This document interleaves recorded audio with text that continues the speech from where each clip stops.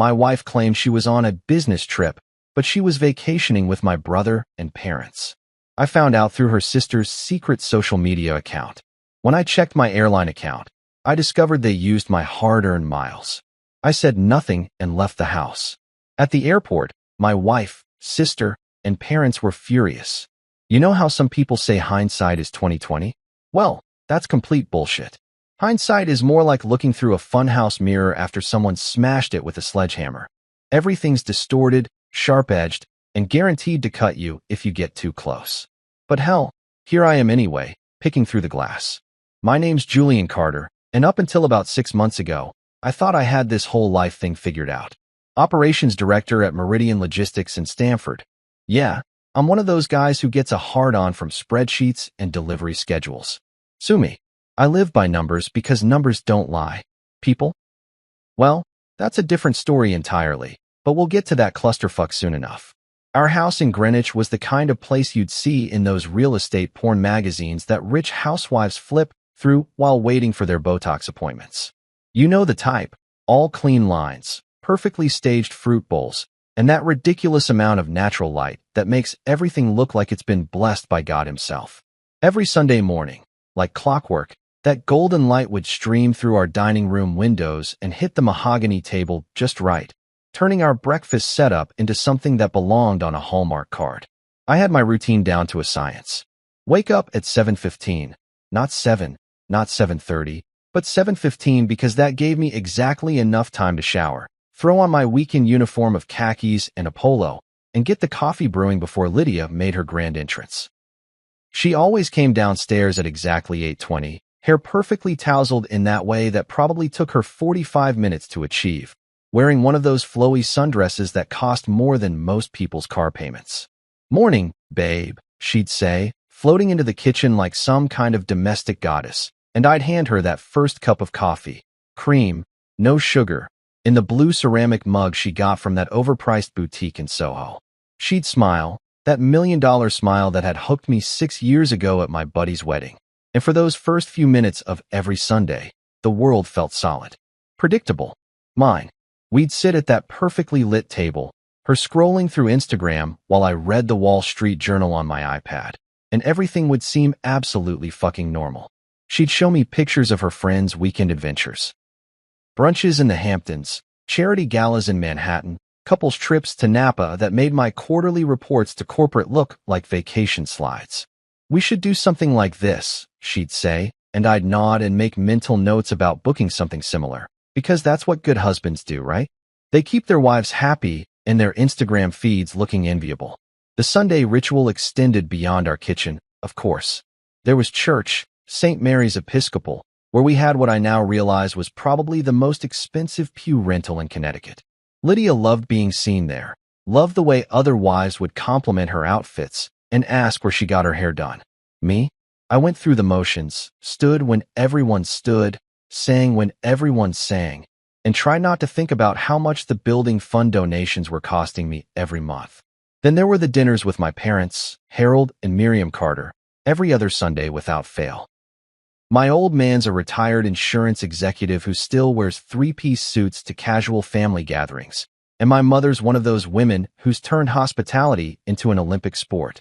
Their house in Darien was like a museum of middle-class success. Everything perfectly preserved, nothing out of place, conversations that followed the same predictable script week after week. "How's business, son?" "Good, Dad." The Q3 numbers came in strong. "And Lydia?" "Dear, you look lovely as always." "Oh, Miriam, you're too kind. I love what you've done with the dining room." Rinse, repeat, pass the fucking potatoes. Occasionally, Lydia's younger sister Brielle would grace us with her presence, though grace might be too generous a word. Brielle was 28 going on 16, one of those social media influencers who somehow made a living posting pictures of her lunch and giving unsolicited life advice to her 50,000 followers. She worked for some digital marketing agency in the city, which basically meant she got paid to be professionally vapid on various platforms. Don't get me wrong, I didn't hate Brielle. She was harmless enough, in that annoying little sister kind of way. Always glued to her phone, always looking for the perfect angle, always turning every family gathering into an impromptu photo shoot. Can we get a group shot by the window? The lighting is amazing, she'd chirp, and we'd all dutifully arrange ourselves like mannequins while she took 47 nearly identical pictures. And that's the thing that really gets me now, looking back through those funhouse mirror shards. We actually looked good together. Really good. Like, magazine spread good. The successful businessman and his beautiful wife, surrounded by loving family, living the American fucking dream in all its wasp-y glory. Our Instagram feed was a carefully curated highlight reel of weekend trips to the Cape, anniversary dinners at restaurants I couldn't pronounce, holiday parties where everyone was attractive and successful, and absolutely no one ever talked about anything real. Brielle made sure of that. She was our unofficial family photographer, always ready with her phone, always knowing exactly how to arrange us for maximum visual impact. Julian turned slightly left. Lydia, tilt your chin up just a tiny bit. Perfect. This is going to get so many likes. And it did. Every post, every story, every carefully crafted moment of our supposedly perfect life got hundreds of hearts and fire emojis and comments from people telling us how lucky we were, how beautiful we looked, how they wanted what we had. The irony is thick enough to cut with a knife, isn't it? All those people envying our picture-perfect existence while I'm standing there like a fucking moron, completely oblivious to the fact that I was living in a house of cards built on quicksand during an earthquake. But that's the thing about lies. The good ones, the really insidious ones, they don't announce themselves with dramatic music and flashing neon signs. They slip into your life wearing the face of everything you think you want, and they make themselves so comfortable that you start to believe they belong there. They become your normal, your routine, your Sunday morning ritual of coffee and smiles and perfectly filtered photographs. I used to think Sundays meant peace. I used to think consistency was the same thing as happiness. I used to think that if something looked right from the outside, it probably was right on the inside too. I used to think a lot of stupid shit, actually, but Sunday mornings were the worst because that's when I felt most secure in my delusions. The light would fall across our dining table in exactly the same warm way every week. Lydia would smile like everything was normal, and I'd sit there in my khakis and polo thinking I was the luckiest bastard in Connecticut. I had no idea that while I was busy scheduling my life down to the minute, other people were scheduling theirs around mine. I had no idea that my perfectly curated existence was actually just the set piece for someone else's drama. I learned too late that pictures tell stories. All right, just not the ones you think you're telling. They tell stories about who's missing from the frame, about what happened in the 60 seconds before the shutter clicked, about the conversations that got cut short when someone said, "Wait, let me get my phone." But I'm getting ahead of myself. Right now, in this moment I'm remembering, I'm still the guy who thinks Sunday mornings are about peace and coffee and the comfortable weight of routine. I'm still Julian Carter, operations director, devoted husband, dutiful son, the man with the plan who's got everything under control. What a fucking joke that turned out to be. You ever notice how the biggest lies always start with the smallest details? Like how someone who's about to screw you over will suddenly become really interested in making sure their story has all the right props and background music? Yeah, well, welcome to my crash course in Advanced Bullshit Detection 101, taught by the people I trusted most.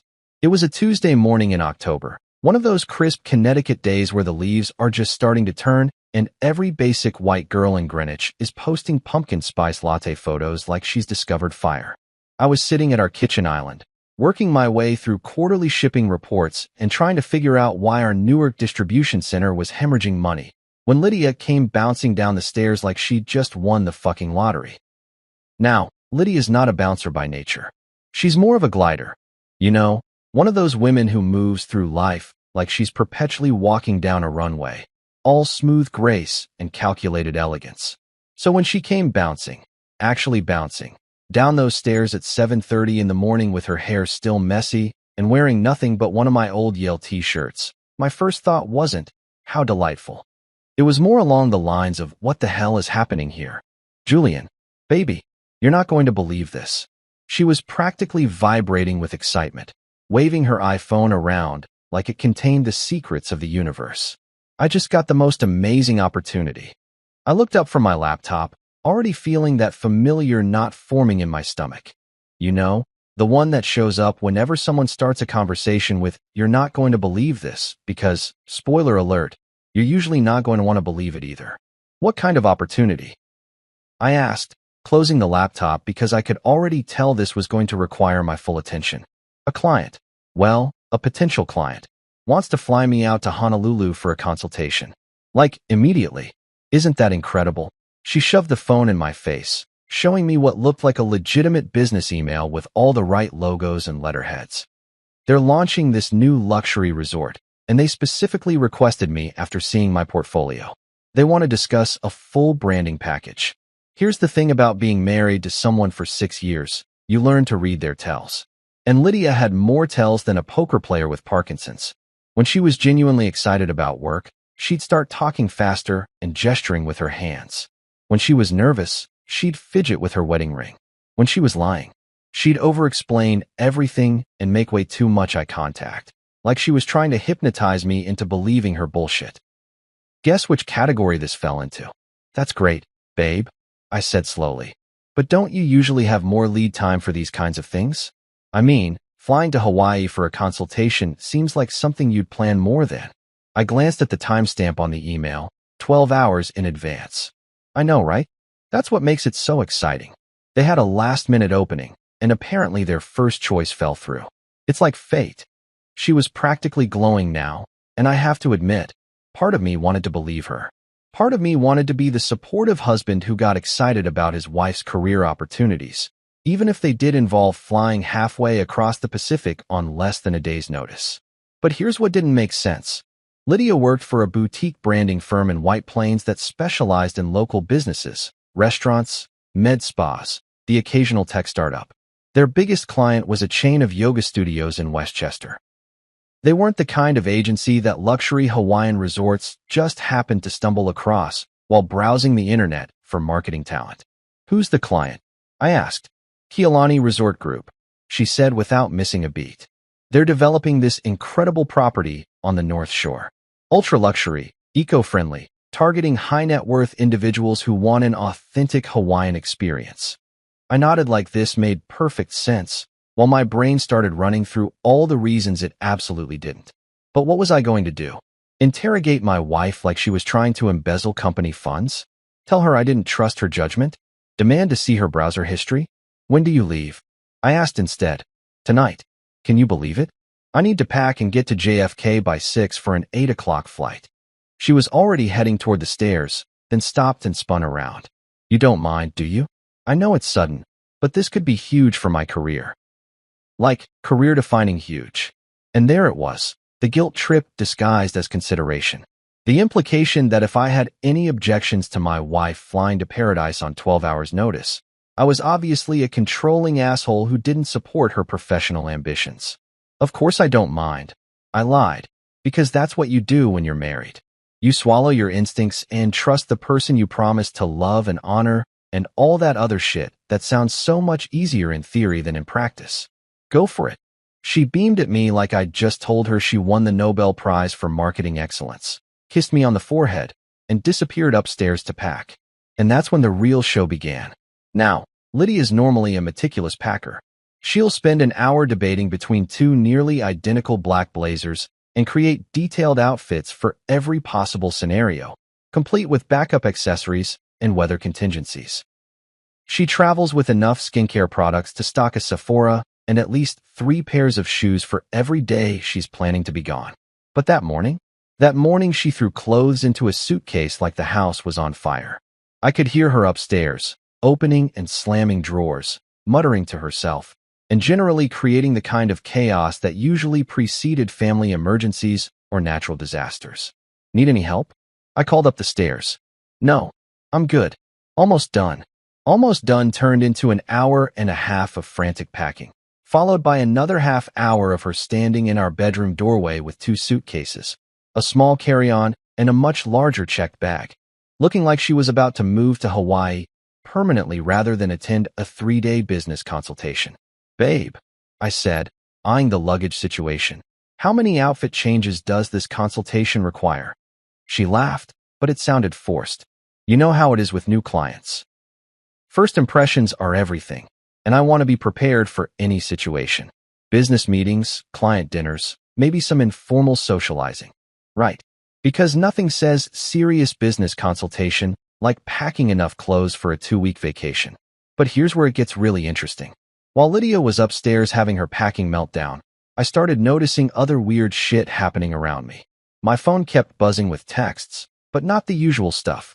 Not work emergencies, or my mother asking if we were coming to Sunday dinner. These were different. Evasive. My brother Aaron, who normally called me at least twice a week to complain about his job or ask for advice or just shoot the shit, had suddenly gone radio silent. When I tried calling him the night before, it went straight to voicemail. When I texted him that morning asking if he wanted to grab drinks while Lydia was out of town, I got back a weirdly formal response about being tied up with work stuff, and maybe next week. Aaron works in sales for a medical device company. He's never been tied up with work stuff for more than 5 minutes in his entire life. Then there were my parents. Harold and Miriam Carter, creatures of habit, so predictable you could set your watch by their routines, suddenly didn't want to talk about Sunday dinner. When I'd called my mother the day before to confirm our usual plans, she'd been oddly distant. "Oh, darling, didn't we mention? Your father and I are going out of town this weekend. Just a quick little getaway." "Where are you going?"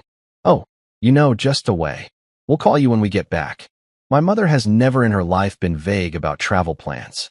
This is a woman who will spend 20 minutes describing her grocery store route and which checkout line moved fastest.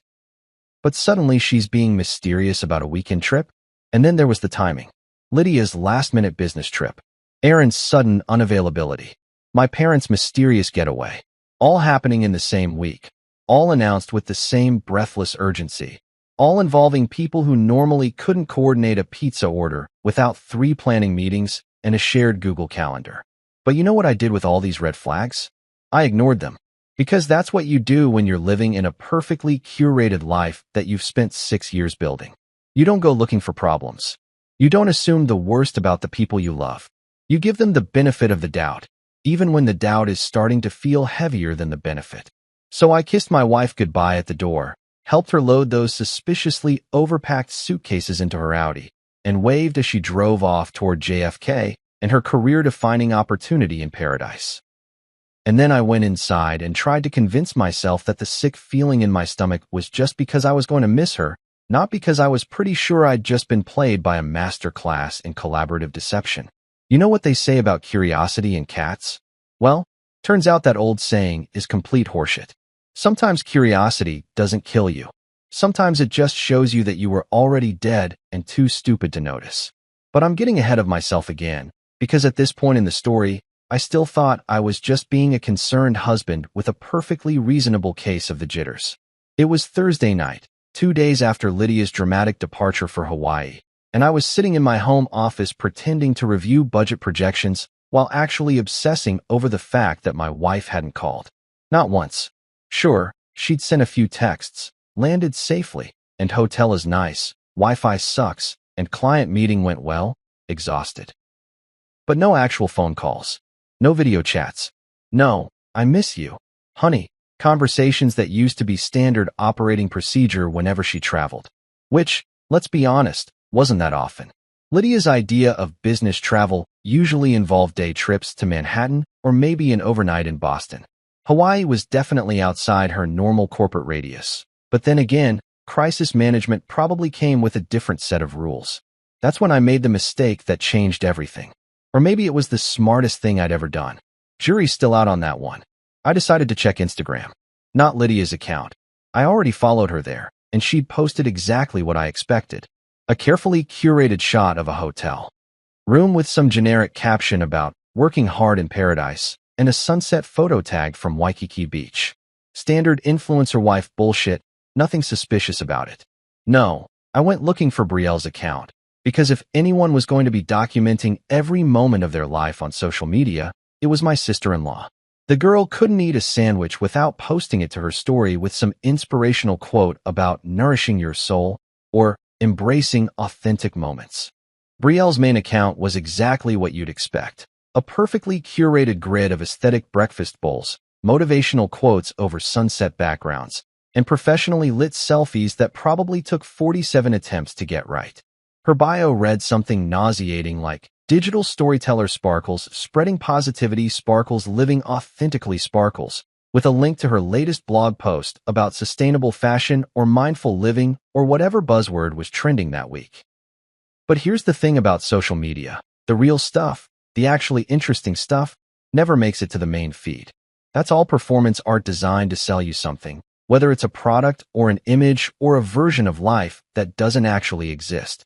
The real stories live in the margins, in the tagged photos you didn't know existed, in the reflections caught in windows, in the split-second moments between poses when people forget they're being watched.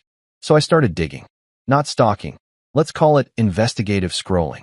I clicked on every tagged photo, followed every location tag, checked every story highlight going back months. Most of it was exactly the mind-numbing content you'd expect from someone whose job was being professionally enthusiastic about nothing in particular. But then I found something weird. It was buried in the location tags from a coffee shop in Soho, hidden in a group photo from some marketing event last month. Brielle was tagged in the background, but when I clicked on her username, it didn't take me to her main account. It took me somewhere else entirely. A second account. Private, of course, but linked to what looked like a throwaway Gmail address with a string of numbers that meant nothing to anyone who wasn't supposed to find it. The username was just Brie_behind_the_scenes, with no profile picture and a follower count of exactly 17 people. Now, I'm not proud of what I did next, but desperate times call for desperate measures, and apparently I was more desperate than I'd realized. I created a fake account, some generic male name, stock photo profile picture, bland bio about loving travel and photography. The kind of completely forgettable presence that might reasonably follow a social media person's secondary account. I sent a follow request and waited. 2 hours later, she accepted. What I found behind that digital door was like stepping into an alternate universe where everything I thought I knew about my family was just the opening act for a much more interesting show. This wasn't Brielle's professional persona with the perfect lighting and inspirational captions. This was raw, unfiltered, real, or at least as real as someone like Brielle was capable of being. The content was completely different. Instead of artfully arranged smoothie bowls, there were messy hotel rooms and candid group photos.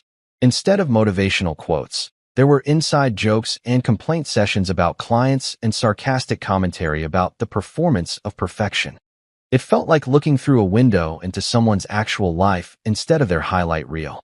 And there, scattered throughout the recent stories like breadcrumbs leading to a very specific gingerbread house, were palm trees, white sand beaches, crystal clear water that was definitely not the murky gray Atlantic I was used to seeing on our occasional trips to the Hamptons.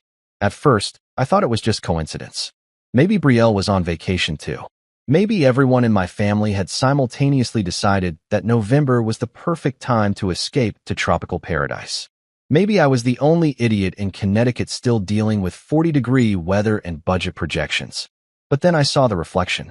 It was in a story that lasted exactly 3 seconds. Just a quick boomerang of someone clinking champagne glasses together in what looked like a restaurant overlooking the ocean. The kind of throwaway content that most people would scroll past without a second thought. But I wasn't most people anymore. I was a man whose wife had disappeared into thin air with a suspicious amount of luggage and a story that was starting to smell fishier than week-old sushi. I watched that 3-second loop over and over, frame by frame, until my eyes burned and my phone battery started dying. And there, caught in the reflection of the restaurant's window behind the champagne glasses, was a profile I would have recognized anywhere. My brother Aaron's profile. Unmistakably him. With that stupid goatee he'd been growing for the past month and the backward baseball cap, he wore everywhere like he was still 22 and trying to get into college parties. Aaron, who had been asking me about sunscreen brands and Hawaiian weather forecasts just 3 days ago. Aaron, who was supposed to be in his shitty studio apartment in Stamford, probably eating cereal for dinner and playing video games until 3 in the morning. Aaron, who was apparently sipping champagne at sunset in what looked suspiciously like the same tropical paradise where my wife was allegedly managing someone else's corporate crisis. I screenshotted that story so fast I almost dropped my phone. But wait, it gets better. Or worse, depending on how you look at it. The next story in Brielle's secret feed was another throwaway moment. Someone adjusting their hat, at what looked like a poolside cabana. Again, just a few seconds of meaningless content that most people would ignore. But I was past the point of ignoring anything. The hat was straw, wide-brimmed, with a navy blue ribbon around the crown. I'd bought that exact hat for my mother last Christmas, from some boutique in Greenwich that charged $200 for what was essentially overpriced beachwear. Miriam had loved it, worn it to every outdoor event since then, always made sure to mention where it came from when other women complimented it. "Julian got this for me," she'd say, adjusting the brim with that proud maternal smile. "Isn't he thoughtful? So thoughtful that apparently I'd funded my own mother's participation in whatever the fuck this was turning out to be."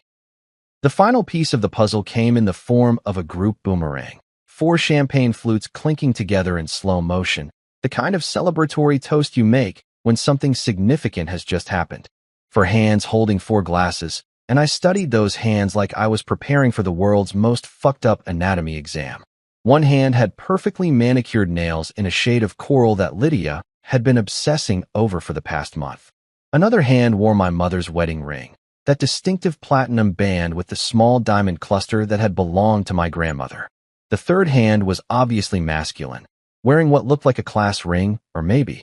Wait, I zoomed in until the image pixelated, but I could still make out the details. It wasn't a class ring. It was my father's signet ring, the one with his initials engraved in Old English script that he'd inherited from his own father and wore every day since I was a kid. For hands. For glasses. For people who were supposed to be in 4 different places, living 4 separate lives, none of which involved tropical vacations and champagne toasts, while I sat in Connecticut like the world's biggest asshole, worried about budget projections and quarterly reports. I watched that boomerang until my screen went black from inactivity. Then I plugged my phone back in and watched it again, and again, and again, until the repetitive motion of those clinking glasses started to feel like a metronome counting down to the end of everything I thought I knew about my life. The worst part? They looked happy. Really, genuinely happy in a way that none of them ever looked during our perfectly staged family gatherings back home. No forced smiles, no performative conversation, no carefully orchestrated photo ops for Instagram. Just 4 people enjoying themselves without me, having the kind of authentic good time that apparently required my complete absence to achieve. That's when I realized I wasn't looking at evidence of 4 separate betrayals. I was looking at evidence of one very carefully coordinated family vacation that somehow forgot to include the family member who'd been paying for everyone else's good times for the past 6 years. Ever have one of those moments where you suddenly understand why people lose their shit and start throwing things? Not that I'm a violent guy. Hell, the most aggressive thing I'd done in years was argue with a customer service rep about an incorrect delivery charge. But sitting there staring at my phone screen, watching my entire family toast their secret vacation with champagne I'd probably paid for, I finally got it. I understood the appeal of breaking something expensive just to hear the sound it makes when it shatters. Instead, I did what any rational, methodical, completely fucking furious operations director would do. I opened my laptop and started auditing my accounts. You see, there's one thing about being married to someone for 6 years while maintaining separate finances for independence. You tend to get a little sloppy about certain shared resources. Credit cards with authorized users. Joint access to airline accounts. Login information saved on shared devices for convenience. The kind of digital intimacy that seems romantic when you trust someone and absolutely insane when you realize that trust was misplaced. I started with American Airlines, mostly because I'm a creature of habit and they've been my carrier of choice since college. 10 years of business travel, delayed flights, middle seats between crying babies, and guys who think airplane armrests are suggestions rather than territorial boundaries. 10 years of accumulating miles the hard way, one miserable cross-country red-eye at a time.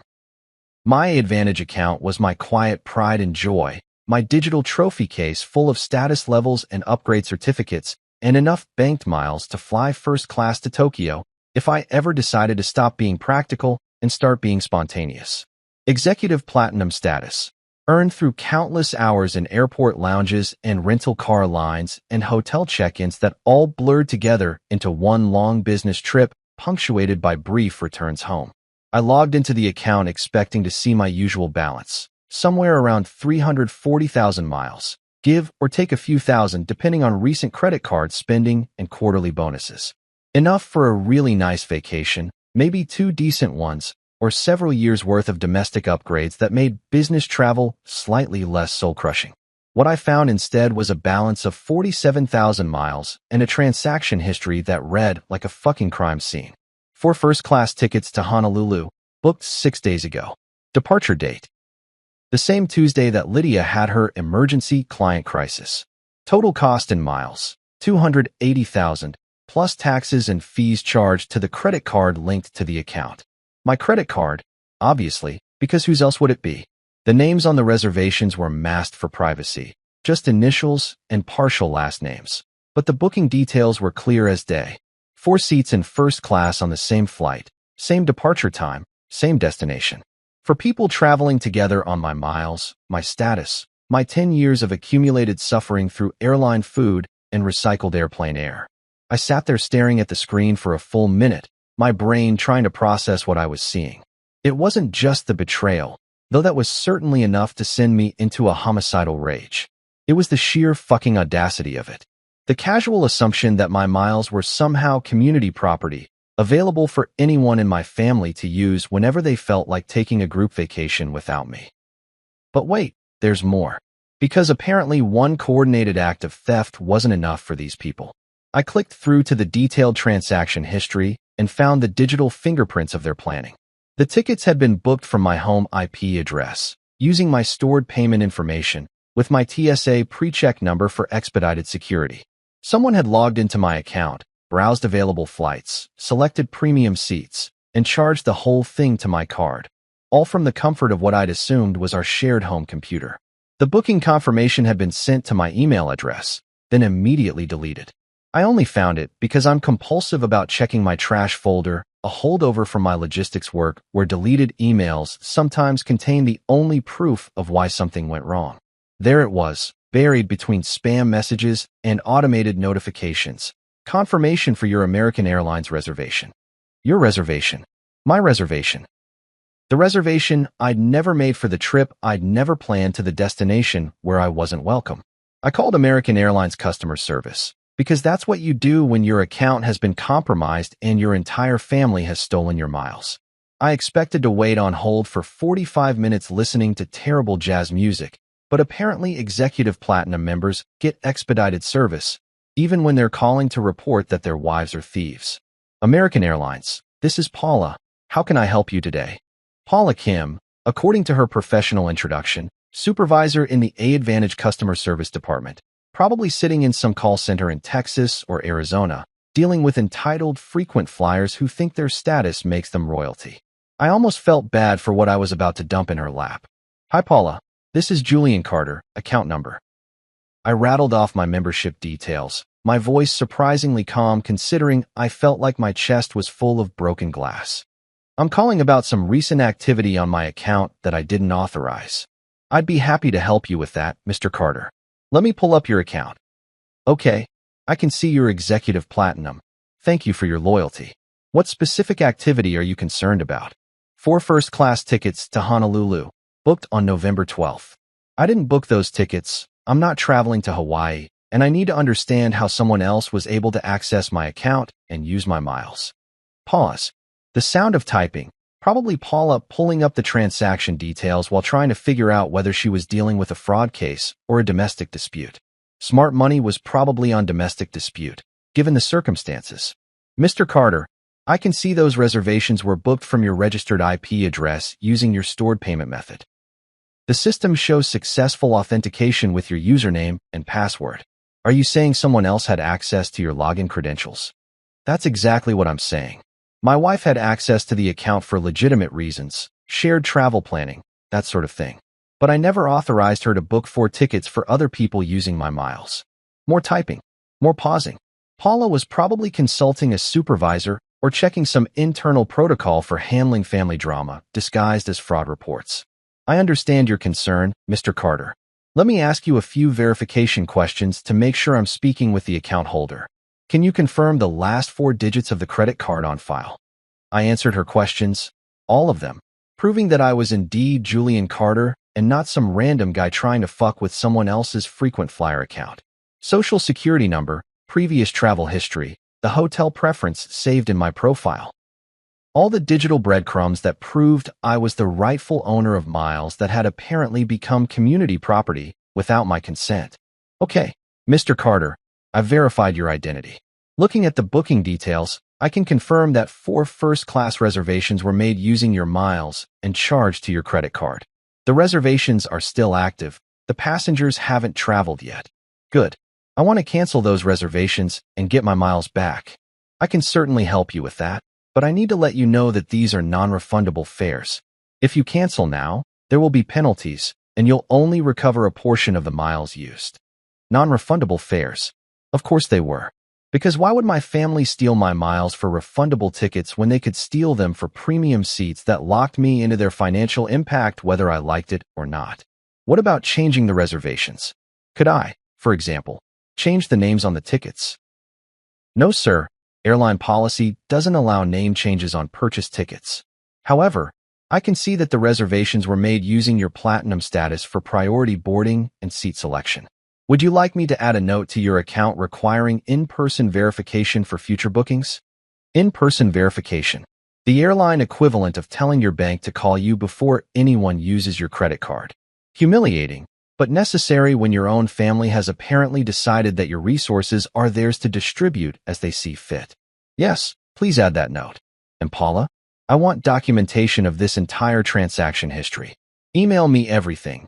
Booking details, IP addresses, timestamps, credit card charges. I want a complete record of how my account was accessed and used without my permission. Absolutely, Mr. Carter. I'll send you a detailed account activity report within the next hour. Is there anything else I can help you with today? Actually, yes. The people traveling on these reservations, when they check in, when they go through security, when they board the plane, they're using my status benefits, right?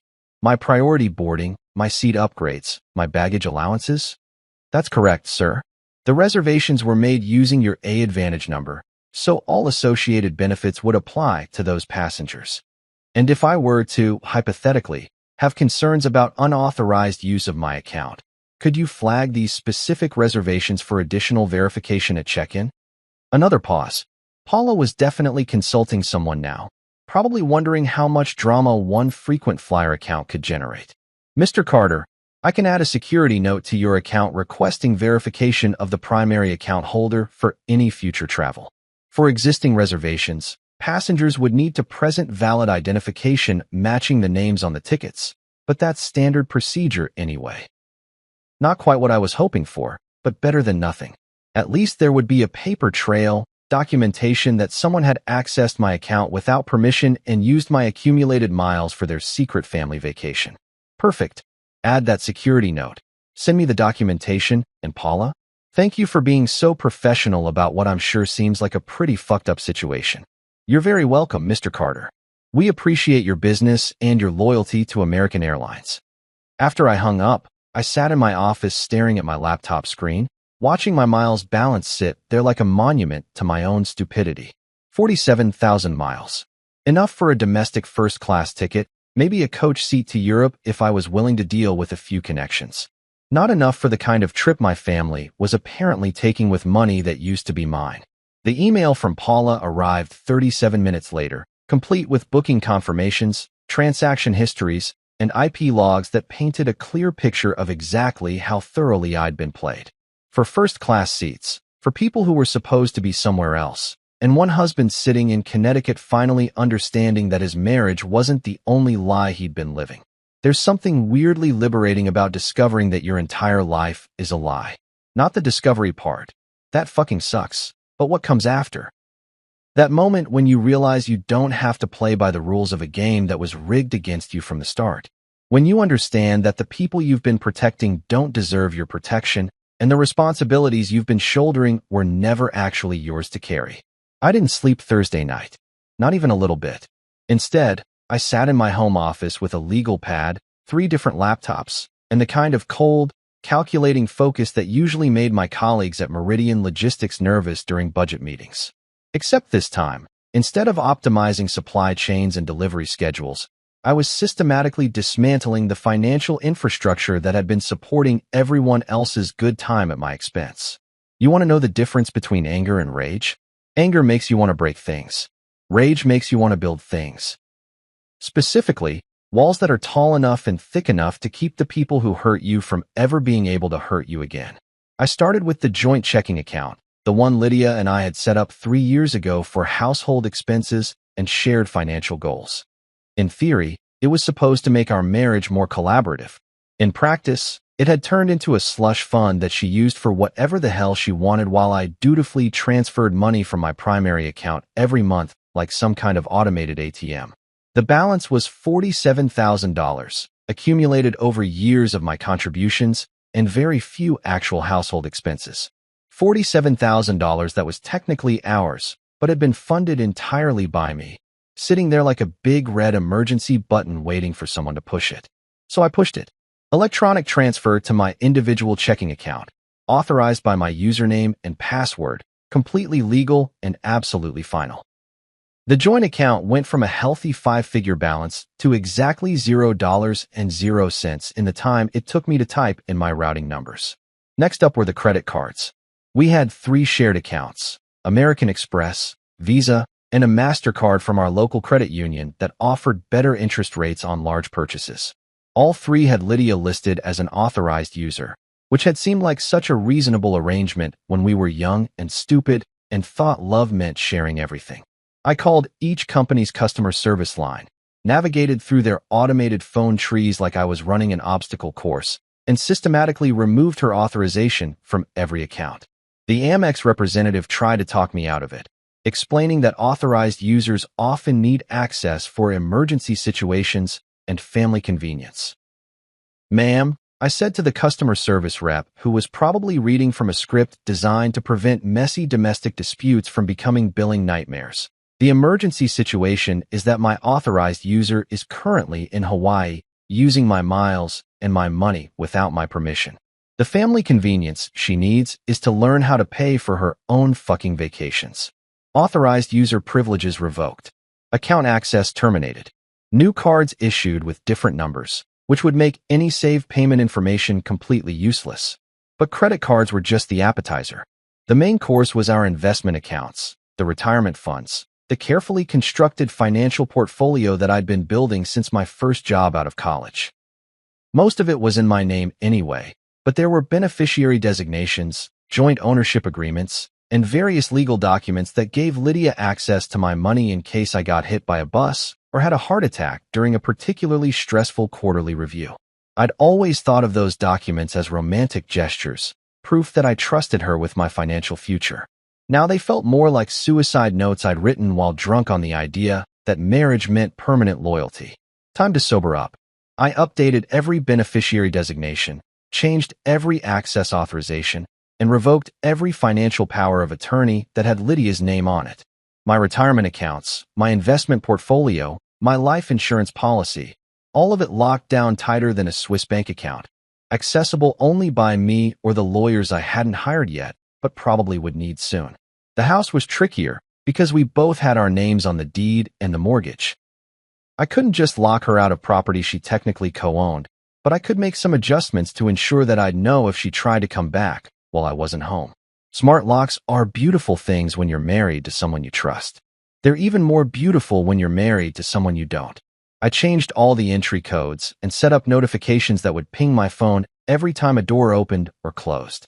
I installed security cameras at every entrance, configured to record both video and audio, because if my wife and my family wanted to have dramatic confrontations in my driveway, I figured I might as well have evidence of whatever they said. Then I called Noah Burke. Noah's the kind of lawyer you hope you never need, but you're grateful as hell to have when your life goes sideways. Family law, divorce proceedings, asset protection, all the legal specialties that help people pick up the pieces when love turns into warfare. I'd met him at a charity golf tournament 5 years ago, back when I thought lawyers were just people who made simple things complicated for billable hours. Turns out, lawyers are people who make complicated things simple when everyone else is trying to fuck you over. "Julian," Noah said when I called his direct line at 11:30 p.m., because apparently successful divorce attorneys don't keep normal business hours. This is either very good news or very bad news. And given that you're calling me at midnight on a Thursday, I'm guessing it's not good news. Noah, I need an emergency consultation. How quickly can you see me? How emergency are we talking? Like, someone's threatening you emergency, or someone's threatening your bank account emergency? Someone already robbed my bank account, stole my airline miles, and is currently drinking champagne in Hawaii with my brother and my parents while lying to me about a business trip. Pause. The sound of Noah probably reaching for a legal pad and a very strong cup of coffee, because this was clearly going to be one of those conversations that required documentation and caffeine. Jesus Christ, Julian. Okay, I can see you first thing tomorrow morning. But let me ask you something right now. Have you done anything stupid yet? Sent angry texts, confronted anyone, made any financial moves that could be construed as vindictive? I moved money from our joint account to my individual account, canceled her authorized user status on my credit cards, and updated my beneficiary designations. All legal, all within my rights as the account holder. Good. Smart. Keep doing smart things and stop doing anything that could be interpreted as emotional retaliation. What else do you have? I told him about the Instagram evidence, the airline records, the documentation Paula had sent me from American Airlines. I told him about the lies, the coordination, the months of weird behavior that suddenly made perfect sense when viewed through the lens of a family conspiracy. Julian, listen to me very carefully. This is not just a cheating spouse situation. This is systematic financial abuse combined with coordinated deception involving multiple family members. You're going to need 3 things: a clean financial perimeter, neutral witnesses, and your restraint. I can give you the first 2. The third one might be negotiable. The third one is non-negotiable. You stay calm, you stay smart, and you let me handle the legal strategy. Can you do that? I thought about my wife laughing in some Hawaiian restaurant, toasting her successful deception with champagne I'd paid for. I thought about my brother asking me about sunscreen while planning to steal my vacation. I thought about my parents, who'd raised me to believe that family loyalty was sacred, teaching me that lesson right up until the moment they decided I wasn't family enough to include in their tropical getaway. Yeah, Noah, I can stay calm, but I want them to understand that calm doesn't mean weak, and smart doesn't mean forgiving. Understood. I'll see you at 8 a.m. sharp, and Julian, bring everything. Every document, every screenshot, every piece of evidence you've collected. We're going to build a case that's so airtight they'll need a fucking submarine to find a way out of it. After I hung up with Noah, I sat back in my desk chair and looked around my home office. My space, my sanctuary, the room where I'd spent countless hours building the career that funded everyone else's dreams. The degrees on the wall, the industry awards, the family photos that suddenly looked like evidence of crimes I'd been too trusting to recognize. I took down the photo of Lydia and me from our anniversary dinner last year, the one where we're both smiling like we're the happiest people in the world. I studied it for a moment, trying to remember what it felt like to believe that smile was real, then slid it face down into my desk drawer next to the airline documentation. Some things are worth preserving for evidence. Some things are worth preserving for memory. Most things, it turns out, are worth preserving for neither. You know what they don't tell you about planning revenge? It's actually a lot like planning a wedding, except instead of coordinating flowers and photographers, you're coordinating lawyers and witnesses, and the perfect moment to watch someone's face realize their whole world just went to shit. The attention to detail is remarkably similar, though the guest list is significantly more hostile. I spent Friday morning in Noah Burke's office, which looked exactly like what Central Casting would order if they needed a set for successful divorce attorney. Dark wood paneling, leather-bound law books that probably cost more than most people's cars, and diplomas from impressive universities arranged just so behind his desk. Noah himself was mid-50s, silver-haired, and had the kind of calm confidence that comes from watching hundreds of marriages explode and knowing exactly how to sweep up the debris. Julian, he said after reviewing my documentation for the 3rd time. This is either the most clear-cut case of financial infidelity I've seen in 20 years, or your wife is significantly smarter than her Instagram account suggests. What do you mean? I mean she's left a digital paper trail that a first-year law student could follow. The airline records, the social media evidence, the credit card charges. It's like she wanted to get caught. Either she's incredibly sloppy, or this is some kind of elaborate setup. I thought about that for a moment, running through the timeline in my head. Lydia wasn't stupid, manipulative, sure, and apparently a pathological liar, but not stupid. So why had she been so careless about covering her tracks? Maybe she thought I was too trusting to look. Or maybe she thought you were too weak to do anything about it, even if you found out. Noah leaned back in his leather chair, studying me with the kind of professional assessment that probably cost $300 an hour. The question is, what do you want the outcome to be? I want them to understand that actions have consequences. I want them to face the truth in public, without being able to spin it or lie their way out of it. And I want to make sure this never happens to me again. Noah nodded, making notes on his legal pad. Achievable goals. Here's what we're going to do. First, we're going to let them come home. Let them think they got away with it. Let them settle back into their normal routines and start planning their next deception. That sounds like letting them win. That sounds like giving them enough rope to hang themselves. Julian, right now you have evidence of a secret vacation and some suspicious financial activity. What you don't have is evidence of how they're going to handle the aftermath. Are they going to lie to your face? Are they going to gaslight you? Are they going to try to make you think you're crazy for being suspicious? I could see where he was going with this. The crime was bad, but the cover-up would be worse. And the cover-up would happen in real time, in front of witnesses, with no plausible deniability. You want me to give them a chance to lie to me. I want you to give them a chance to lie to everyone. Because here's the thing about liars, Julian, they can't help themselves. They'll double down, they'll elaborate, they'll add details that contradict their previous stories. And they'll do it in front of people who matter. That's when Noah outlined what he called the welcome committee strategy. Instead of confronting them privately, where they could control the narrative and minimize the damage, we were going to arrange a very public homecoming. Not dramatic, not theatrical, just public. With witnesses who couldn't be dismissed or ignored. We need 3 types of people, Noah explained, ticking them off on his fingers. Professional contacts who can document their behavior, personal contacts who can attest to your character, and neutral parties who have no investment in protecting anyone's reputation. For the professional contacts, he suggested I reach out to Paula Kim at American Airlines, the customer service supervisor who'd helped me document the unauthorized use of my miles. She'd already expressed concerns about the account security issues, and Noah thought she might be willing to verify the booking details in person if we could arrange it. Airlines take fraud seriously, he said. If we can get her to flag the reservations for additional verification at arrival, it creates an official paper trail and puts your family in the position of having to explain why they're traveling on tickets they didn't pay for.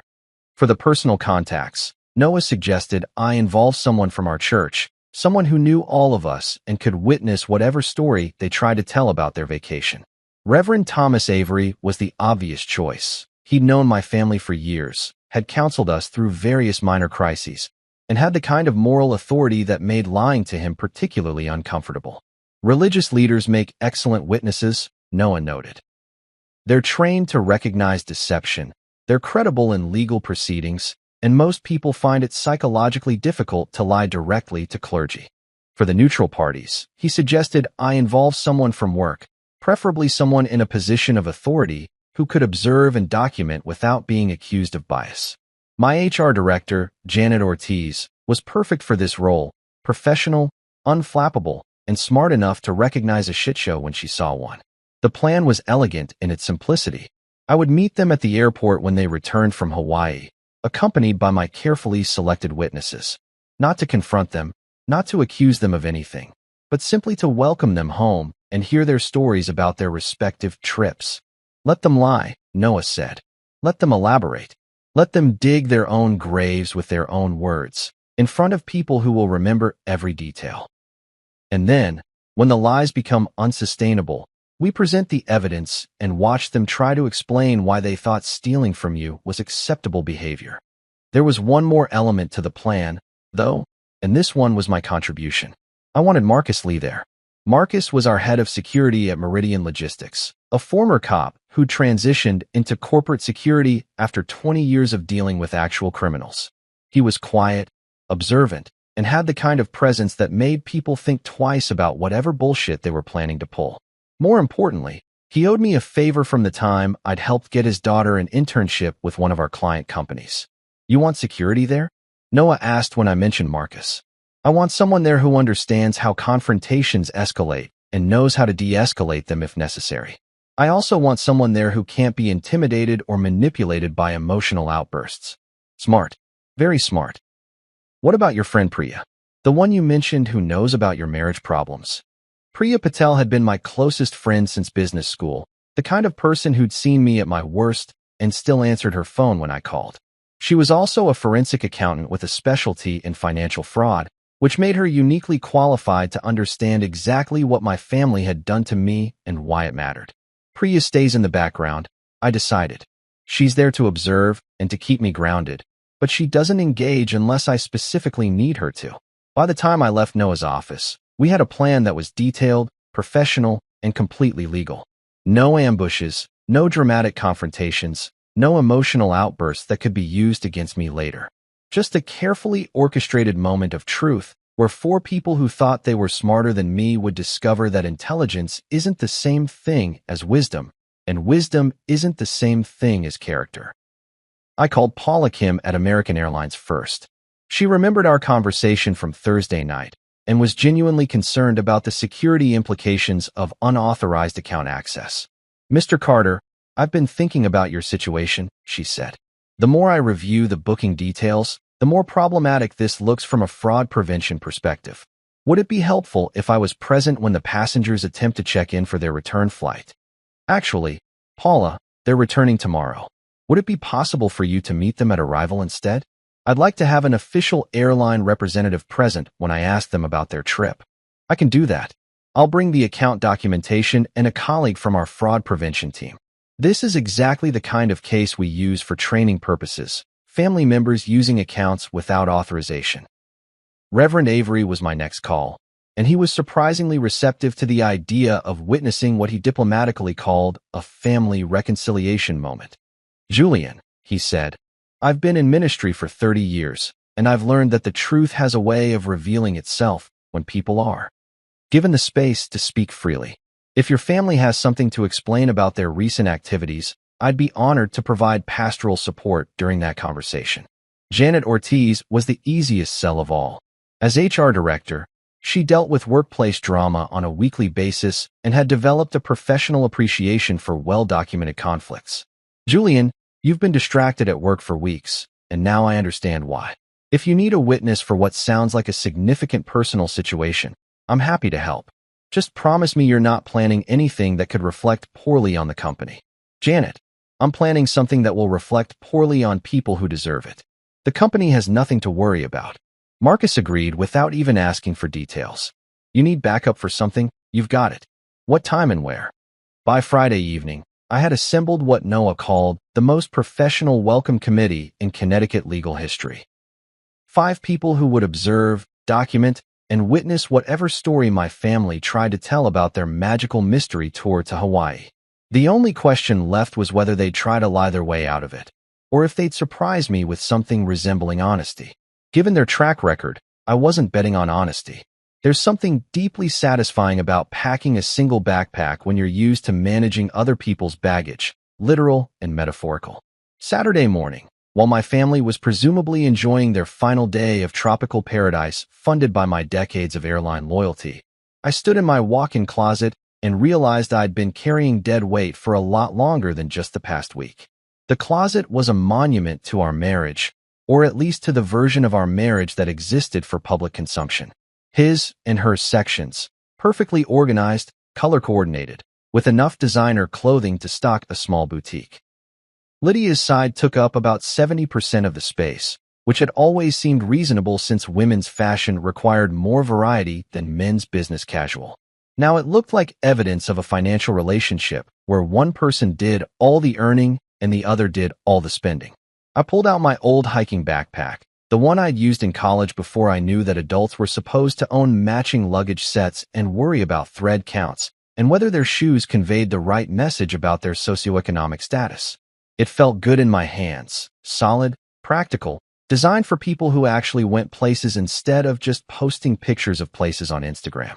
Into the backpack went 3 days' worth of clothes, basic toiletries, my laptop, and the folder containing every piece of evidence Noah and I had compiled. Everything else, the Brooks Brothers suits, the Italian leather shoes, the expensive watches that marked anniversaries and promotions, could stay right where it was. Physical reminders of a life I was apparently too stupid to realize I'd been living alone. But first, I had some redecorating to do. The hallway leading from our front door to the living room was lined with family photos, a carefully curated gallery of our allegedly happy life together. Wedding pictures where we both looked young and optimistic and completely fucking clueless. Anniversary dinners at restaurants I couldn't afford but paid for anyway. Holiday gatherings where everyone smiled like they meant it. Vacation photos from trips that I planned, booked, and financed while other people collected memories and Instagram content. I started with our anniversary photo from last year, the Amalfi Coast trip that had cost me $15,000 and 3 weeks of vacation time. We're sitting at some overpriced restaurant overlooking the Mediterranean, both of us tan and relaxed, and playing the part of successful American tourists who definitely belonged in places that charged €50 for pasta. Lydia's wearing a dress that cost more than most people's monthly rent, and I'm wearing the kind of forced smile that comes from spending your entire vacation worried about credit card bills. I took that photo down first, studying our faces for signs of the deception that was apparently already in motion. Had she been planning this Hawaiian adventure even then? Had she been sitting across from me at that overpriced Italian restaurant, calculating how much of my money she could steal without me noticing? The photo went face down into my desk drawer, right next to the airline documentation and screenshots of Brielle's secret Instagram account. Evidence for the prosecution, Your Honor. Exhibit A. The defendant pretending to love the plaintiff while actively planning to rob him blind. Next came the family Christmas photo from 3 years ago, back when I still believed that Harold and Miriam Carter were the kind of parents who raised their children to value honesty and loyalty. We're all wearing matching red sweaters, because apparently my mother thought we were starring in some kind of holiday greeting card commercial, and everyone's laughing at something Aaron said. Probably a joke about how naive I was, though I'd thought it was just brotherly teasing at the time. Face down into the drawer. Then the photo from Harold's 70th birthday party, where I'd spent $3,000 on a surprise celebration at the country club and listened to speech after speech about the importance of family and tradition and taking care of the people you love. My father's wearing the same signet ring I'd spotted in Brielle's Hawaiian boomerang, and he's got his arm around me like I'm his pride and joy instead of his personal ATM. Face down into the drawer. By the time I was finished, the hallway looked like a crime scene where someone had systematically executed every happy memory in the house. Blank spots on the wall where our life used to hang. Nail holes that looked like bullet wounds. The ghostly outlines of frames marking the places where I used to believe I belonged. The living room got the same treatment. Wedding photos, vacation pictures, candid shots of us looking domestic and content. All of it disappeared into boxes or drawers or the growing pile of evidence that would probably end up in divorce court. What remained were the neutral pieces, artwork we'd bought together, furniture that didn't tell stories, the kind of impersonal decor you'd find in a hotel room or a staged house listing. It looked empty. It looked honest. It looked like what our marriage had probably always been underneath all the performance art and carefully curated social media content. The smart lock on the front door was the last thing I changed, scrolling through the app on my phone to delete Lydia's access code and set up new notifications. From now on, every time someone entered or left the house, I'd get a ping on my phone with a timestamp and a photo. No more surprise visits. No more convenient excuses. No more pretending that shared spaces meant shared trust. I also installed new security cameras at every entrance, discreet little devices that could record both video and audio without being obvious about it. If my family wanted to have dramatic confrontations in my driveway, if they wanted to gaslight me or threaten me or try to turn me into the villain of their story, I figured I might as well have evidence of exactly what they said and how they said it. Legal protection, Noah had called it. CYA documentation for when the emotional manipulation started and people began accusing me of being unreasonable or vindictive or whatever label they thought would make me back down. The funny thing about installing security cameras in your own home is how it makes you see the space differently. Suddenly you're thinking about sight lines and audio pickup and whether someone could approach your front door without being recorded. You start to realize how vulnerable you've been, how much you've taken on faith, how many ways someone could hurt you if they really wanted to. I wasn't paranoid. I was finally paying attention. By noon, the house felt like mine again in a way it hadn't in months. Clean lines, clear purposes, no bullshit decoration designed to impress people who were apparently laughing at me behind my back anyway.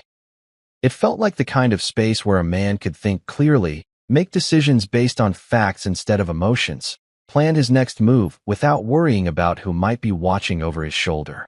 I left through the front door at exactly 2:30 p.m., my backpack slung over one shoulder and my car keys in my hand.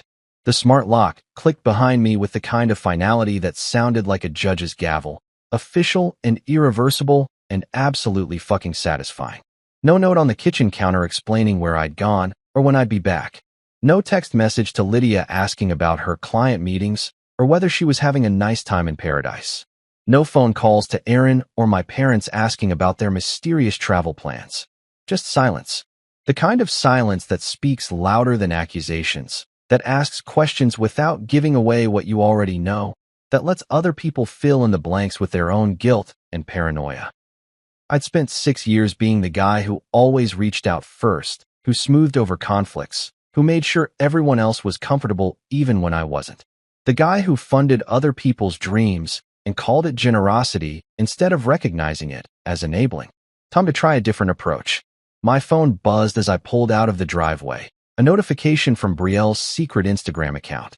Another story, probably more champagne and sunset photos from people who thought they were too clever to get caught.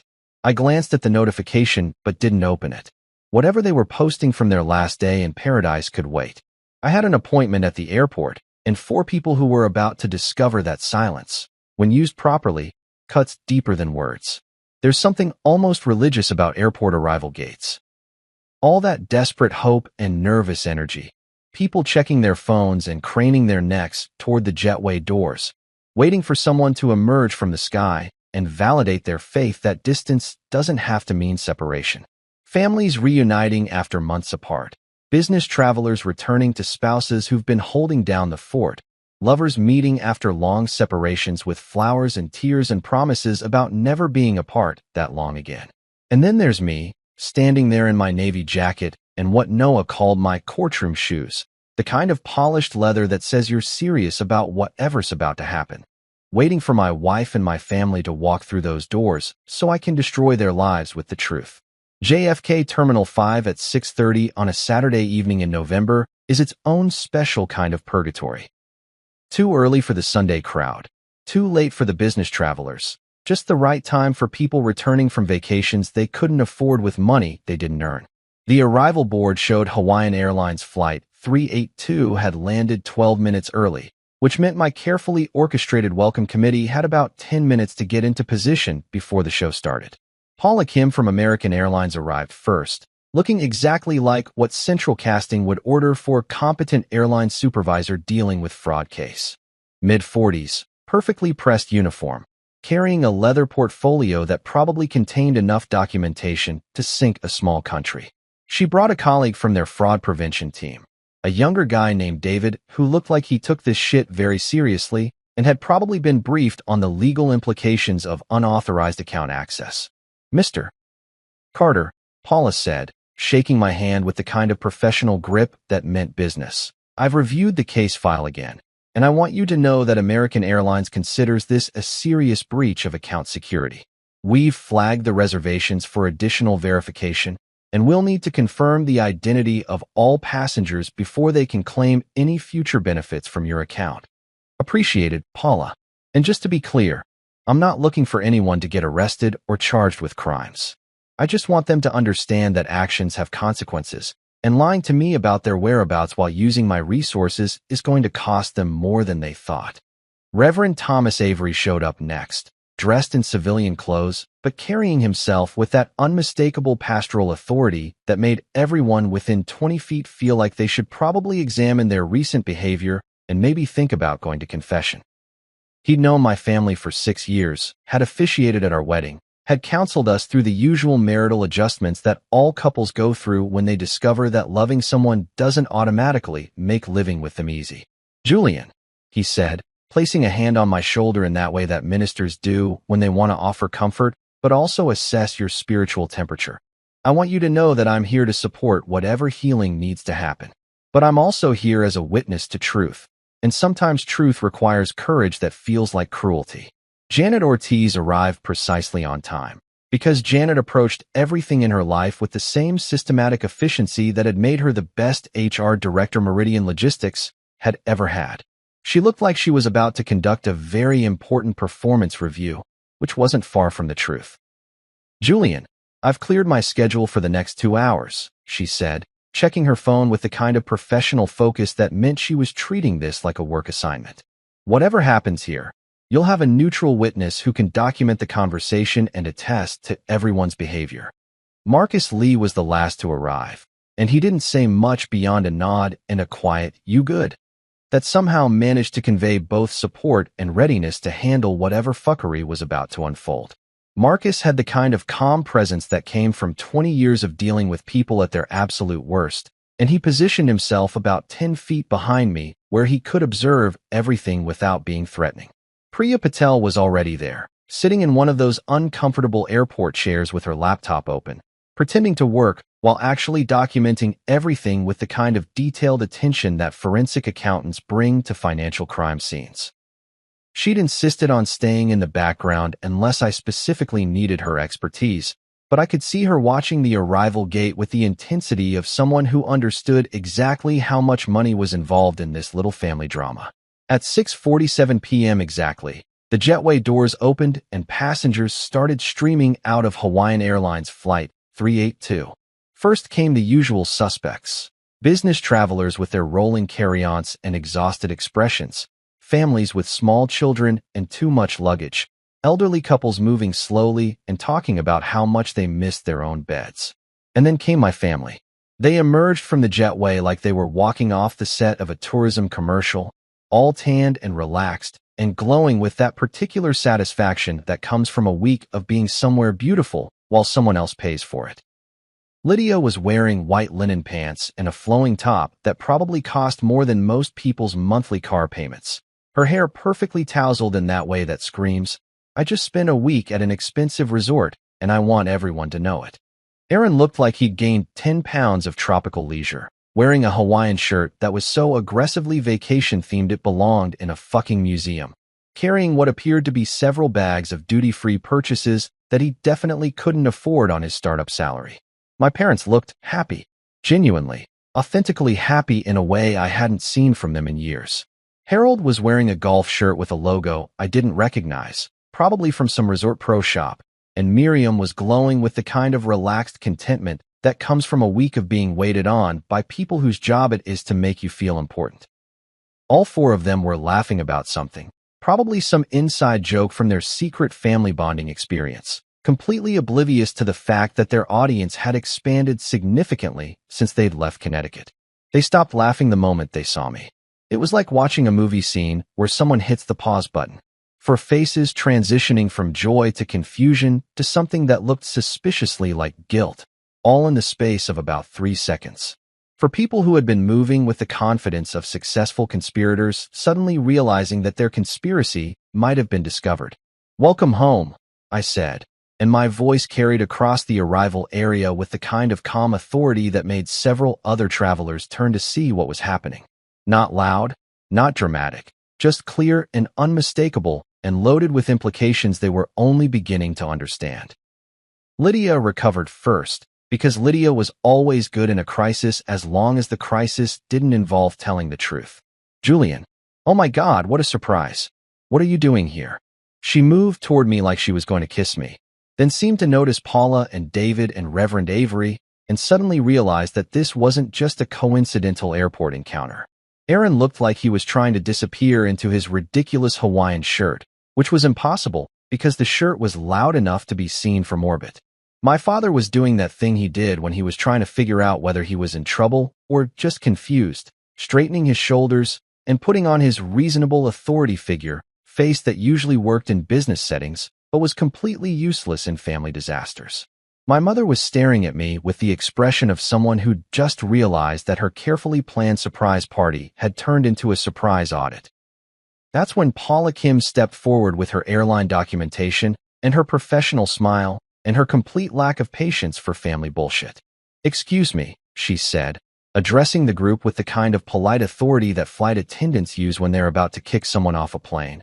"I'm Paula Kim from American Airlines Customer Service. We have some questions about the reservations for this flight that were made using Mr. Carter's AAdvantage account."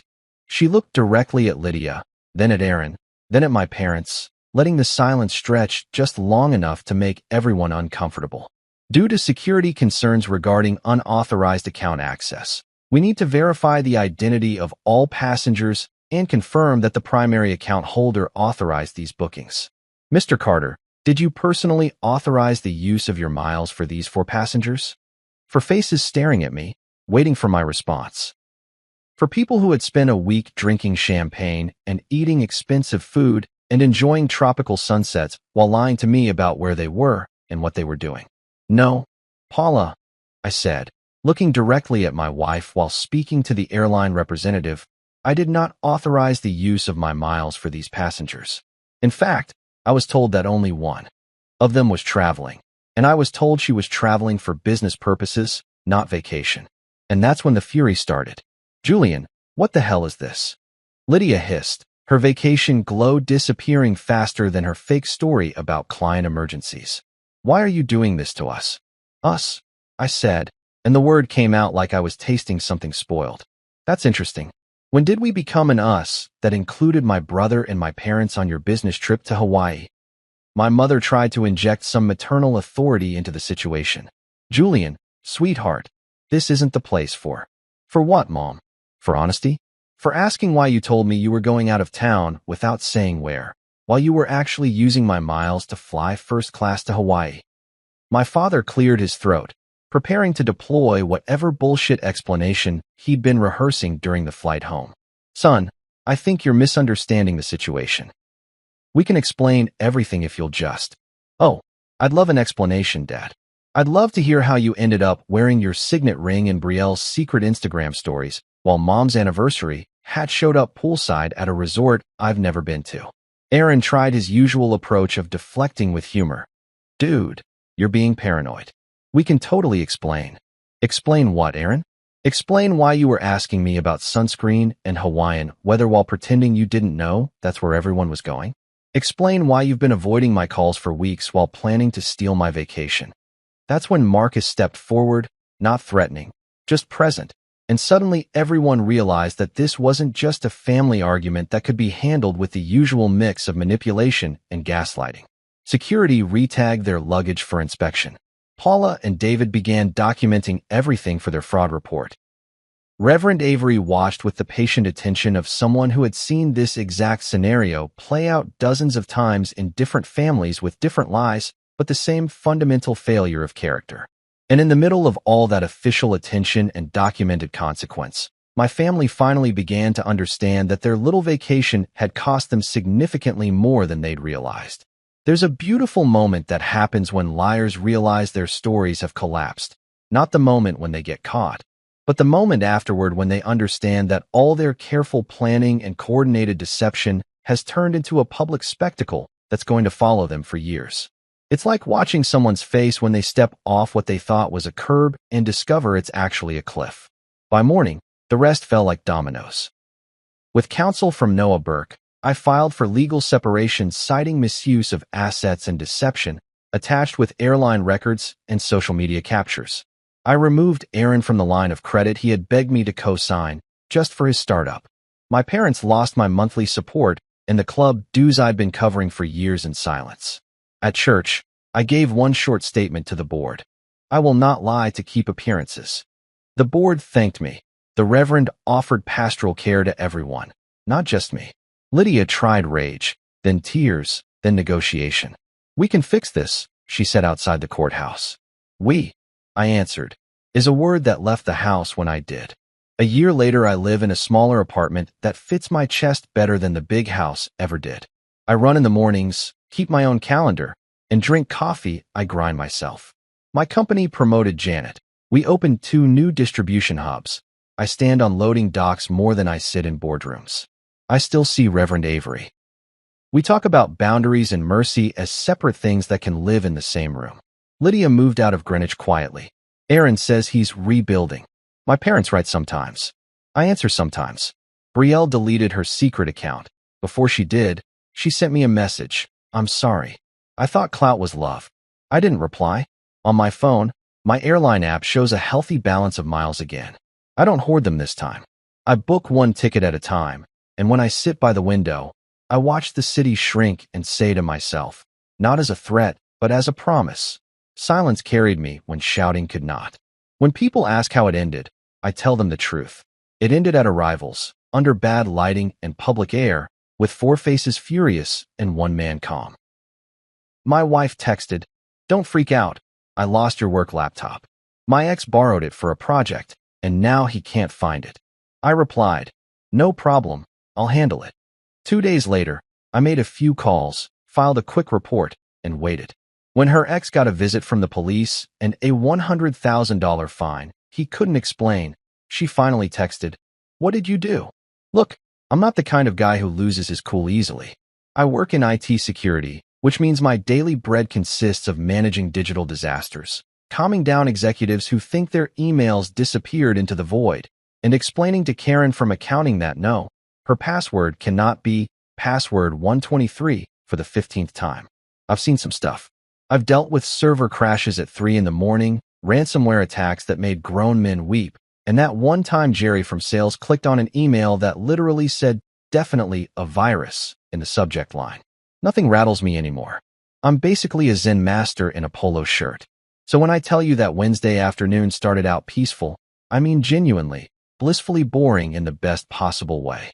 The kind of day where your biggest existential crisis is whether to get a burrito or a sandwich for lunch. I'd settled into my home office with a lukewarm cup of coffee that I'd reheated twice already. You know, living the dream. And I was knee-deep in reviewing security protocols for a client presentation. The email server was being its usual temperamental self, moving at the speed of a sedated sloth, but whatever. I had time. Life was good. Life was stable. Life was predictable. And then my phone buzzed. Now, I should mention that my wife Jenna has a particular texting style.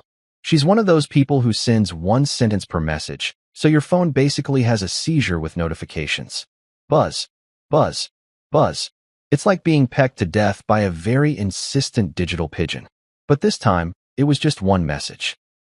One single, solitary text that would go on to absolutely detonate my entire afternoon like a tactical nuke made of pure stupidity.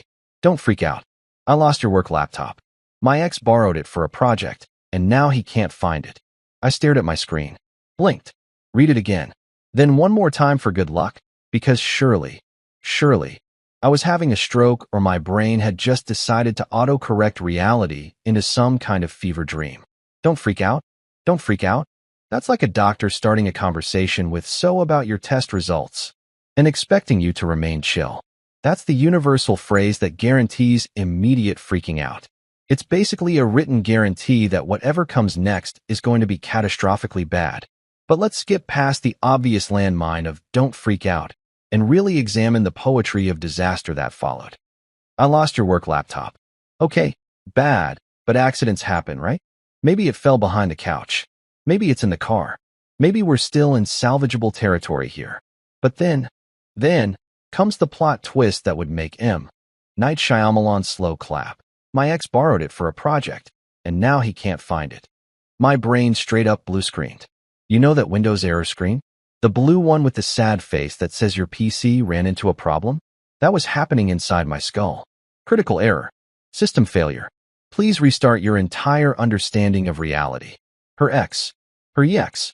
As in, the previous romantic partner, the guy she dated before me. The dude who is decidedly not her husband and definitely not authorized to touch my stuff. That ex. He borrowed my company-issued, encrypted, absolutely not for casual loan work laptop. For a project. Let me paint you a picture of what my work laptop contains. Proprietary client information, encrypted security protocols, NDAs that could make lawyers salivate, access credentials to systems that handle sensitive data for companies that would absolutely sue me into the Stone Age if that information got out, and approximately 17,000 emails discussing things that should never, ever see the light of day. This isn't my personal cat videos and online shopping laptop. This is the if this falls into the wrong hands, I'm getting fired and possibly arrested laptop. And apparently, Jenna thought it was the community lending library. I sat there, phone in hand, trying to process what I'd just read. It was like being told, "Hey honey, don't panic," but I gave a complete stranger your social security number, credit card, and house keys. But it's cool. He seemed nice and said he needed them for a thing. That's the energy we're working with here. The rational part of my brain, the part that gets paid to solve problems calmly and efficiently, started doing the math. Her ex had my laptop for a project and now couldn't find it, which meant for some indeterminate amount of time, a guy I'd never met, who had exactly zero authorization or security clearance, had been in possession of a device that contained enough sensitive information to potentially end my career and bankrupt several small companies. Cool. Cool. Totally fine. Not a problem at all.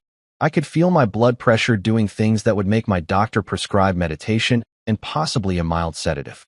My coffee suddenly tasted like betrayal. The peaceful Wednesday afternoon vibe had been thoroughly murdered and left in a ditch somewhere. But here's the thing about working in IT security for over a decade. You learn to compartmentalize. You learn to smile while everything's on fire. You learn to type professional emails while internally screaming into the void. It's basically a superpower, except instead of flying or super strength, you get crippling stress and the ability to look calm during catastrophic situations. So I took a deep breath, then another one, maybe 3 more after that. I counted to 10, then 20. I considered meditation. I considered day drinking. I considered many things. And then, with the composure of a bomb disposal expert discussing lunch plans, I typed back, "No problem. I'll handle it." 4 words. Calm. Professional. Reasonable. That was probably the most restrained, "You just absolutely detonated your own life, and possibly mine too" message ever sent in the history of text communication. It deserved an award. A plaque. Maybe a documentary about emotional control under extreme duress. I hit send and set my phone down very carefully, like it might explode if I moved too fast. My peaceful Wednesday afternoon was officially dead. And somewhere out there, some guy named Eric, who I'd never met, never wanted to meet, and now absolutely needed to meet, had my entire professional life in his apparently very careless hands. "Don't freak out," she said. "Right. Sure. No problem at all." That evening, I found myself sitting in our living room with a cup of coffee that had gone cold about 40 minutes ago, staring at absolutely nothing while my brain tried to process the sheer audacity of what had just transpired. You know that feeling when something so bizarre happens that your mind just kind of checks out for a bit? Like when you're watching a horror movie and the protagonist does something so monumentally stupid that you have to pause and reconsider your faith in humanity. Yeah, that was me. Except I was living it, not watching it, which somehow made it infinitely worse. The really surreal part? Jenna was in the kitchen humming. Actually humming. Like we lived in some kind of sitcom where catastrophic lapses in judgment were just adorable quirks that got resolved in 22 minutes with a laugh track. She was chopping vegetables for dinner, probably planning some nice meal, acting like she hadn't just casually mentioned that my entire career was currently in the possession of her ex-boyfriend like it was a borrowed cup of sugar. I could hear her moving around, opening cabinets, running water, doing all those normal evening routine things that people do when their day hasn't included committing potential corporate espionage by proxy. Meanwhile, I was sitting there having what I can only describe as an out-of-body experience, watching my life potentially circle the drain in slow motion. When she finally emerged from the kitchen with that everything's fine smile that people use when everything is decidedly not fine, I decided it was time for some answers. You know, basic stuff. Like when exactly did she think loaning out classified equipment to random dudes was acceptable behavior? "So," I said, keeping my voice impressively level considering my internal monologue was mostly screaming, "Walk me through this. When exactly did Eric need to borrow my work laptop?" She sat down across from me, still with that infuriatingly casual energy, and launched into an explanation that made about as much sense as a screen door on a submarine. Apparently, Eric, this mythical ex-boyfriend who I'd heard about maybe twice in passing and had never actually met, needed a laptop for a presentation. His presentation. For his work. Which, okay, adults have presentations, that's normal. But here's where the logic takes a hard left turn into crazy town. Her laptop was glitching. Glitching. That's the official technical term she used.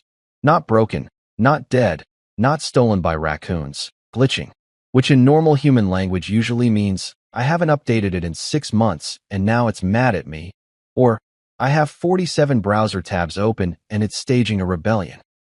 Nothing that couldn't be solved with, oh I don't know, a simple restart or maybe using one of the 17,000 free Google Docs accounts that exist in the universe.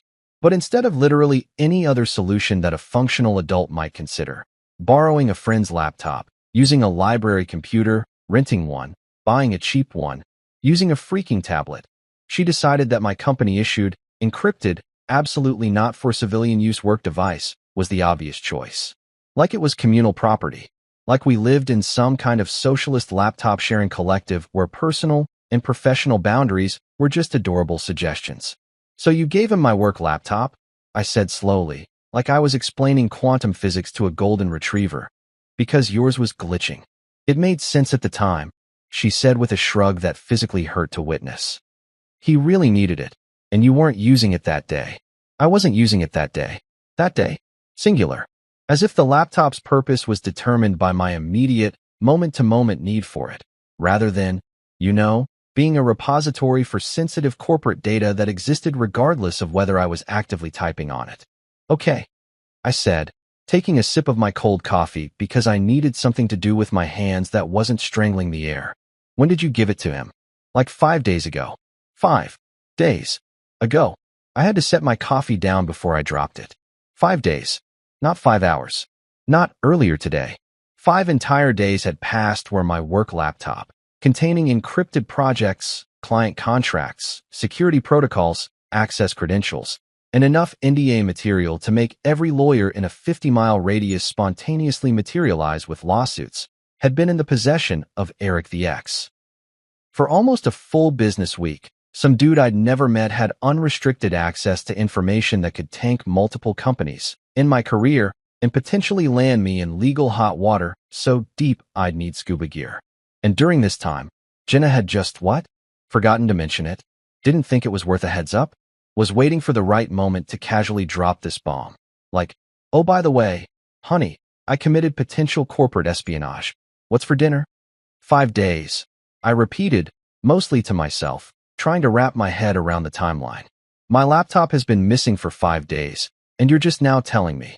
I didn't think it was a big deal, she said, and I swear to God, that sentence almost made my eye twitch. Eric's responsible. He said he'd take care of it. Eric's responsible. Eric, who had now lost said laptop, was apparently the poster child for responsibility in Jenna's universe. The same Eric who couldn't manage to return a borrowed item within a reasonable time frame. That Eric. Very responsible. Much trust. Wow. I could feel my IT security training kicking in. That part of my brain that deals with damage control and crisis management. 5 days was an eternity in tech terms.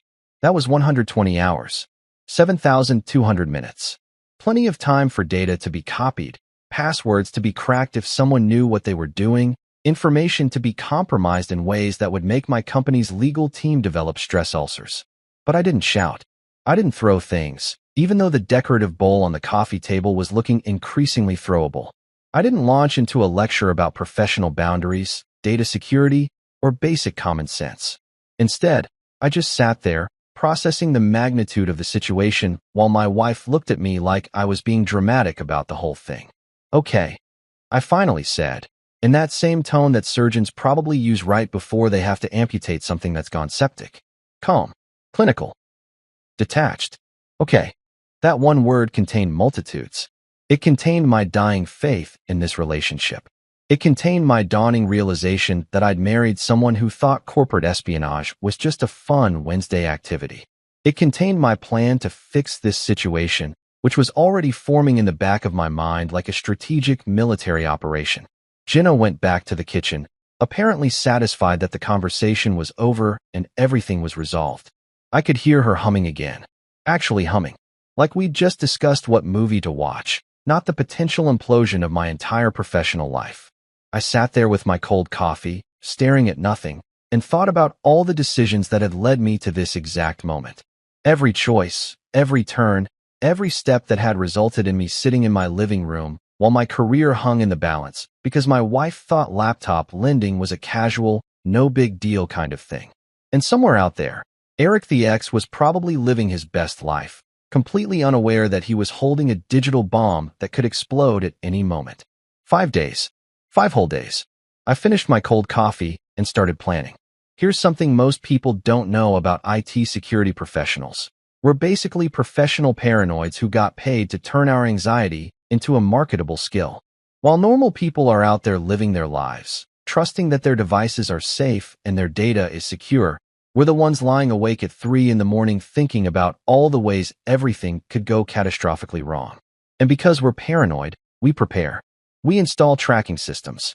We set up redundancies. We build digital safety nets for the inevitable moment when someone does something monumentally stupid, like, say, loaning out a work laptop to their ex-boyfriend. The second Jenna went to bed that night, still humming, still acting like the world wasn't on fire, I retreated to my home office and fired up my tracking system. Every IT security guy worth their salt has one. It's like Find My iPhone, except built by someone who assumes everyone is out to get them and plans accordingly. We're talking military-grade paranoia translated into software. I logged in, my fingers moving across the keyboard with the kind of muscle memory that comes from years of late-night crisis management. The interface loaded, and I held my breath. Please have a signal. Please have a signal. Please don't tell me this idiot removed the tracking software or, God forbid, wiped the entire system. And there it was. A ping. A beautiful, blessed ping that meant my laptop was still out there, still trackable, still sending out its little digital breadcrumbs for me to follow. I could have cried. Actually, I might have let out a small, slightly unhinged laugh that would have concerned anyone who heard it. Last signal, Saturday, for 12 p.m. I stared at the timestamp. Saturday. That was 4 days ago, which meant for 4 entire days, my laptop had been sitting somewhere, dormant, probably turned off, or maybe just out of range. But before that, before it went dark, it had been pinging away, telling me exactly where it was, and I'd had no idea because nobody had bothered to mention that it was missing. The location data loaded, and I leaned forward, squinting at the map marker like it held the secrets to the universe. The pin dropped on a high-end apartment complex across town. Not just any apartment complex, mind you. This was one of those places with a name like the Residences at Pretentious Heights, or luxury living for people with more money than sense. The kind of building with a doorman, a gym that nobody uses, and probably a rooftop pool where people took Instagram photos but never actually swam. So Eric the X apparently wasn't living in some studio apartment eating ramen and crying about his failed relationship. Nope. He was posted up in luxury accommodations, living his best life while apparently being too cheap or too stupid to buy his own damn laptop for his very important presentation. I took screenshots, multiple screenshots, different angles of the map, close-ups of the address, wide shots showing the surrounding area. I geotagged everything, downloaded the raw data, and saved it all in 3 different locations because that's what you do when you're building a case. And yes, I was already thinking of this as a case. This wasn't just, oops, lost item. This was rapidly becoming Exhibit A in the trial of Eric versus basic human decency. The data showed the laptop had been at that location consistently for days before going silent, which meant Eric had been using it, actually using my work laptop, probably logging into God knows what, clicking on files, maybe even trying to access secured information. The thought made my skin crawl. It was like finding out a stranger had been living in your house, sleeping in your bed, eating your food, and you'd just been completely oblivious the whole time. I compiled everything into a neat folder labeled Laptop Recovery Evidence because I'm nothing if not organized, even when I'm spiraling into justified rage. Then I sat back and stared at my screen, feeling that particular mixture of vindication and fury that comes from being absolutely right about something terrible. This is when I decided to call my buddy Mark. Mark's a cop. Well, technically he's a detective, but he hates when people make a big deal about the title. We'd met years ago at some community thing, bonded over our shared appreciation for terrible action movies and good whiskey, and had stayed friends ever since. He'd told me once, after his 3rd bourbon, "Man, you track stuff better than half our detectives. You ever get tired of the corporate gig, You'd make a killing in law enforcement. At the time, I'd laughed it off. Now I was about to put those skills to use. I pulled up his contact and hit call. It rang twice before his familiar voice answered, sounding slightly amused already. This better be good. It's almost midnight. I need to ask you something hypothetical, I said, which is how every non-hypothetical conversation starts. Oh boy, Mark said, and I could hear him settling in, probably grabbing a beer because he knew this was going to be a story. What did you do? I didn't do anything. My wife's ex borrowed my work laptop and now can't find it. Hypothetically speaking, what's the process if someone refuses to return company property? There was a pause. Then Mark started laughing. Not a polite chuckle, but a full-on belly laugh that lasted about 15 seconds too long for my ego. Oh man. Oh buddy. Are you serious right now? Dead serious. Okay, he said, getting himself together. So hypothetically, and I'm using that word loosely here because we both know this is extremely specific. If someone has possession of company property and refuses to return it, that starts entering theft territory, especially if it's high-value equipment. Define high value.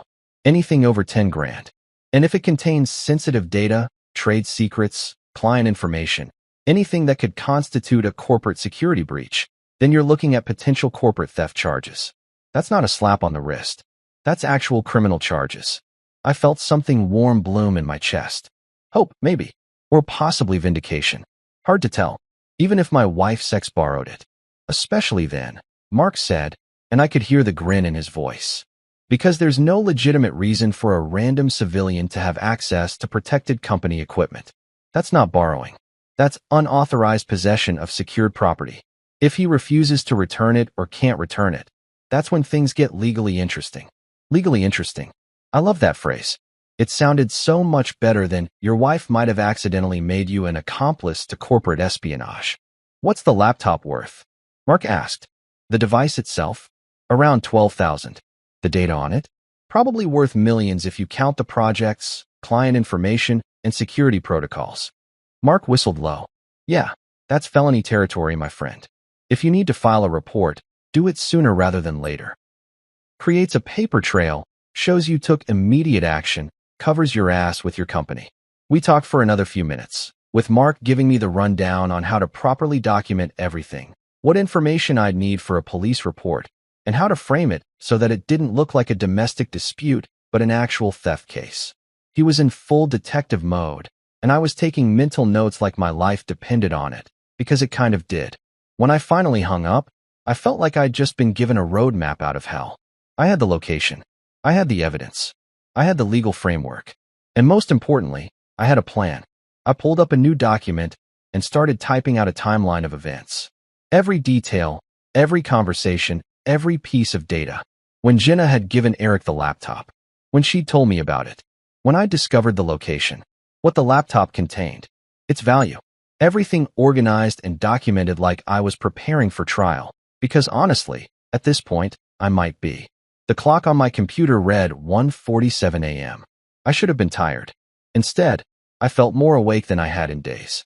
Nothing clears the mind quite like righteous anger and a solid action plan. I saved the document, backed it up, encrypted it for good measure, and finally allowed myself a small smile. Game on, Eric. The next morning, after approximately 4 hours of sleep that could generously be described as restless anxiety napping, I decided it was time to reach out to Eric directly. You know, give the guy a chance. Extend an olive branch.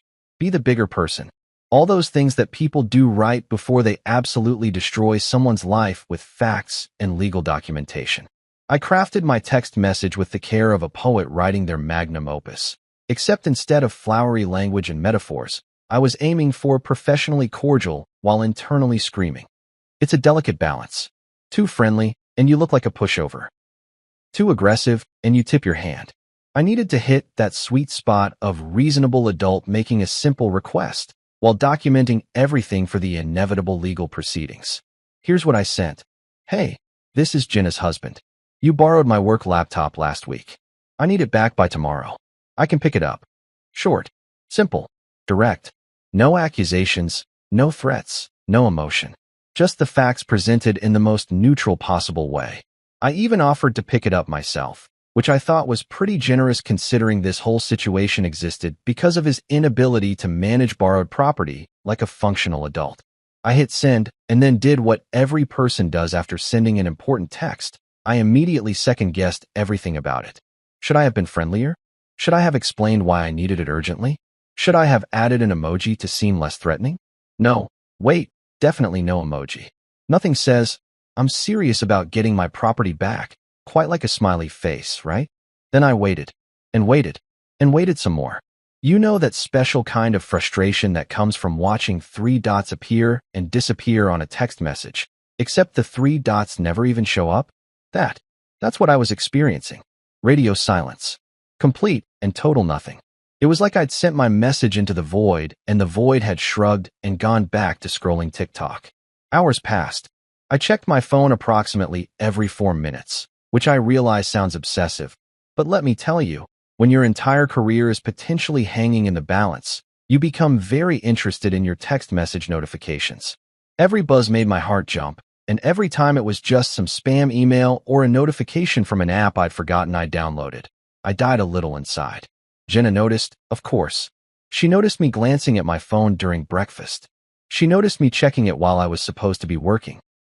She noticed me staring at the screen like it might spontaneously generate a response through sheer force of will. "Did you text Eric?" she asked around lunchtime, her tone suggesting she already knew the answer and wasn't thrilled about it. "Yeah," I said, keeping my eyes on my laptop screen because looking at her might trigger a conversation I wasn't ready to have. Asked him to return my laptop. You know, basic property recovery stuff. She sighed.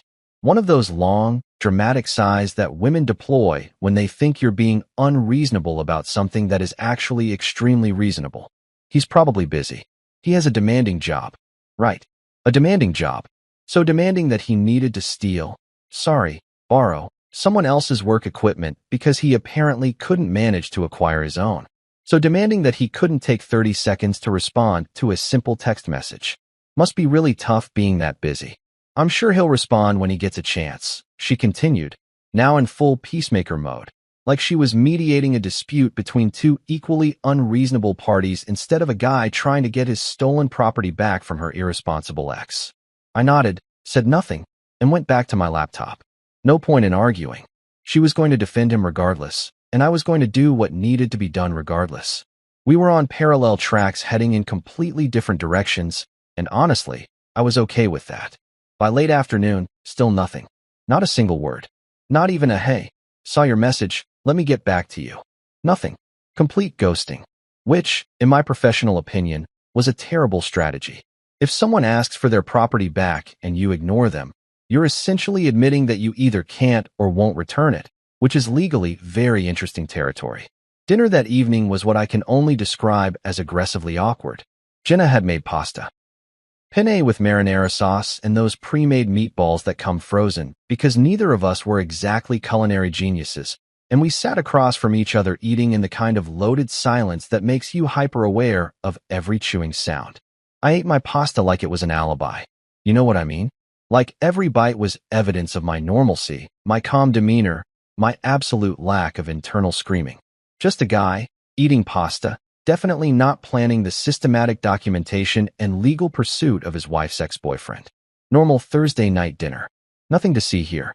Jenna kept trying to make conversation, asking about my day, mentioning something about her coworker's drama, talking about maybe repainting the bathroom. All surface-level stuff designed to pretend everything was fine and we weren't sitting in the wreckage of what used to be a functional marriage.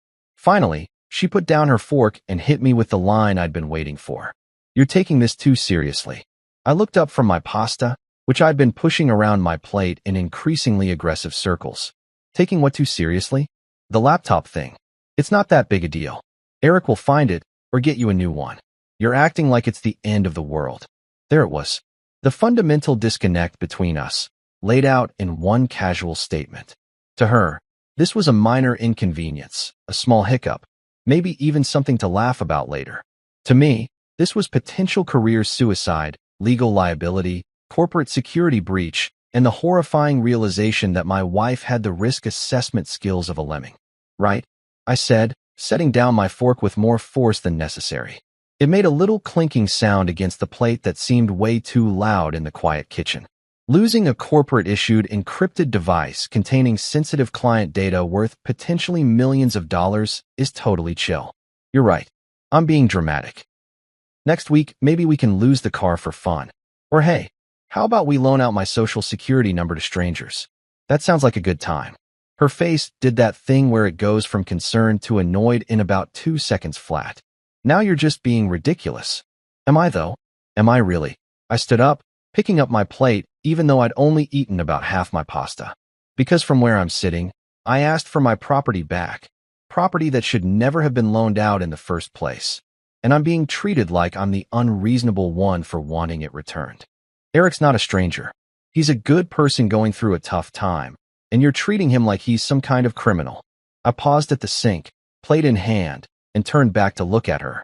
He's had my laptop for almost a week, ignored my text asking for it back, and apparently can't even be bothered to respond. What exactly about that screams good person to you? She didn't have an answer for that. Instead, she did what people do when they don't have a logical argument. She got defensive. You know what? Fine. Handle it however you want. But don't expect me to be okay with you harassing my friend. Friend. Not ex-boyfriend anymore. Friend. The linguistic gymnastics were almost impressive. I finished loading the dishwasher in silence, while Jenna retreated to the living room to watch TV at a volume that was definitely louder than necessary. The sound of some reality show filtered through the walls, people yelling at each other about something meaningless, completely oblivious to actual problems. I pulled out my phone one more time, checking for a response I knew wasn't coming. Still nothing. Still completely ignored. Still being treated like my property rights were negotiable. That's when I made my decision. I'd given him a chance. I'd been reasonable. I'd been patient. I'd followed the proper social protocols of asking nicely and waiting for a response. And I'd gotten nothing. Well, if Eric wanted to play the ignore and hope it goes away game, he was about to learn that I was exceptionally good at the document and escalate game. I opened my notes app and started a new entry. Text sent to Eric at 9:47 a.m. Thursday. No response received as of 8:30 p.m. Thursday. Gave 24-hour window for voluntary return. Subject chose not to respond. Time to move to Plan B. And Plan B involved a lot more paperwork and a lot less niceness. By Friday morning, I'd officially heard nothing. Zero. Zilch. Nada. The sound of absolute silence from Eric was deafening, and honestly, kind of impressive in its consistency. Most people, when asked to return borrowed property, will at least acknowledge the request. Maybe say, yeah, give me a few days, or I'm looking for it, or even sorry, can't find it. But complete radio silence? That takes a special kind of commitment to being terrible. So I did what any reasonable person would do when someone steals their stuff and ghosts them. I got dressed in my most professional-looking button-down shirt, grabbed my folder of meticulously organized evidence, and headed down to the local police station like I was about to file the world's most satisfying paperwork. The police station was exactly what you'd expect. Fluorescent lighting that made everyone look vaguely deceased, chairs that had seen better days circa 1987, and that distinct smell of old coffee mixed with industrial cleaning solution and crushed dreams.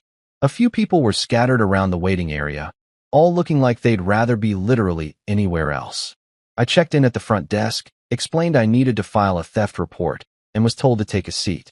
I sat down and waited, watching a wall clock tick away with the enthusiasm of someone being forced to exist. Every second felt like a small victory. Every minute that passed was another minute of documentation that Eric had failed to return my property. I was building a timeline, a narrative, a legal fortress of this guy absolutely screwed up, and here's the receipts. After about 20 minutes, a detective called my name. Detective Ramos, according to his badge. He looked like he'd been doing this job for about 15 years too long. That perfect combination of tired and cynical that comes from seeing humanity at its worst on a daily basis. He was holding a styrofoam cup of coffee that looked like it had been brewed sometime during the Reagan administration and had been slowly evolving into sentient sludge ever since.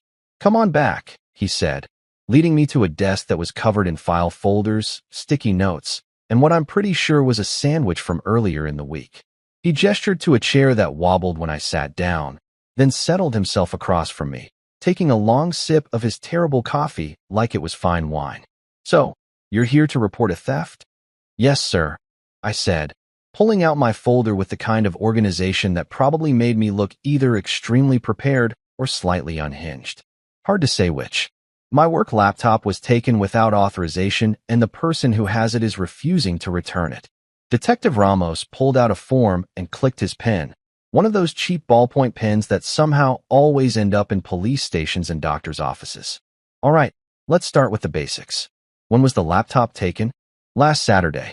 My wife loaned it to her ex-boyfriend without my knowledge or permission for what she described as a project." I watched his eyebrow raise slightly at that. "Yeah, buddy, it gets better.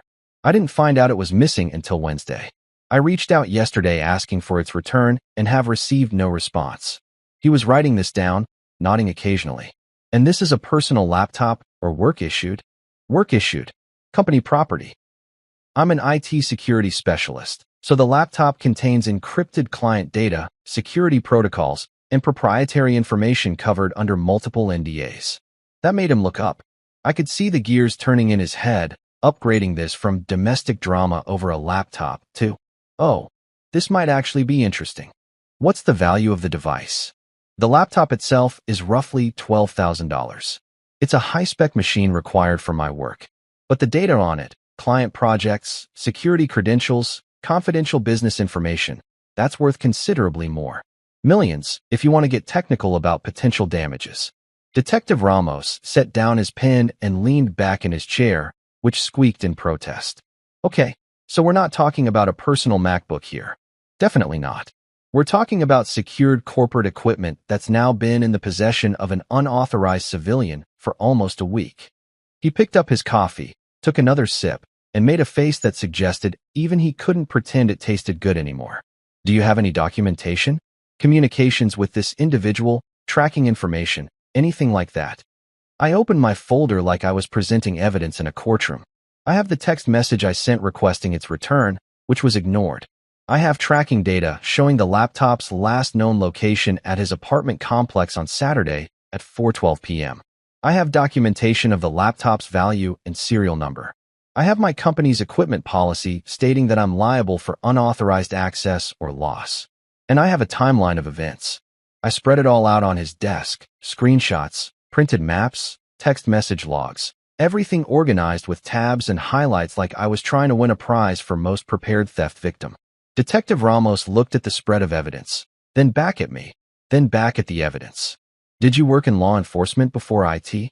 "No, sir. I just really don't like when people steal my stuff." He actually smiled at that. First genuine emotion I'd seen from him. "Fair enough. This is actually really helpful. Most people come in here with nothing but anger and expectations. You've done half my job for me." I shrugged. "I document things for a living. Seemed appropriate to apply those skills here." He started typing on his computer, occasionally referring to my printouts, asking clarifying questions about dates and times and values. His fingers moved across the keyboard with the hunt and peck method that drove me crazy to watch. But whatever, he was filing my report, and that's all that mattered. "So just to clarify," he said, still typing, "this Eric Williams," he'd gotten the name from my documentation, "has had unauthorized possession of a $12,000 encrypted corporate device containing sensitive data for approximately 6 days, has been asked to return it, and has refused to respond." "That's correct. And your wife gave it to him without your permission or knowledge." "Also correct. Though in her defense, I don't think she understood what she was actually handing over. She thought it was just a laptop, not a mobile repository of corporate secrets and legal liability." Detective Ramos stopped typing and looked at me. "Is that you defending her or throwing her under the bus?" "Yes," I said. He snorted, which I chose to take as a sign that we were bonding. "Okay, here's the thing. Based on what you're telling me and what you've documented, this isn't just a civil matter. The value of the device alone puts it in grand theft territory. Add in the corporate data and potential for data breach, and we're looking at possible criminal charges." Music to my ears. Beautiful, legal, consequence-filled music. "The data breach angle is what concerns my company most," I said, which was true. I'd sent a heads up to my boss earlier that morning, carefully worded to cover my ass while explaining the situation. His response had been a string of curse words followed by "handle it" and "keep me updated." Very supportive.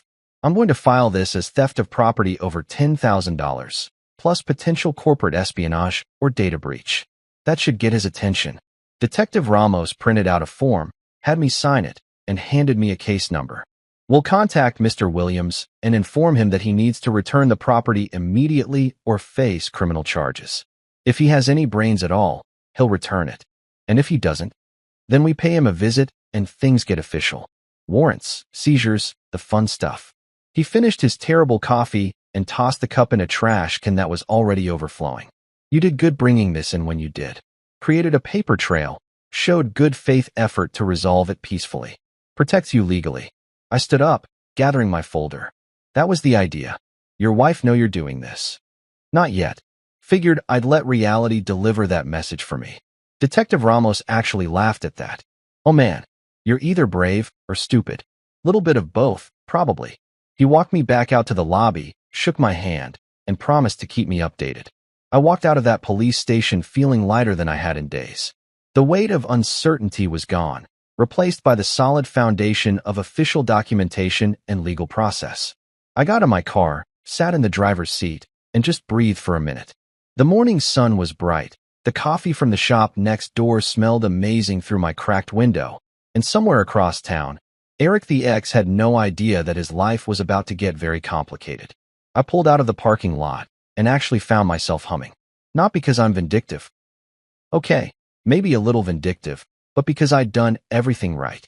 Asked nicely, documented everything, followed proper channels, given chances. And now?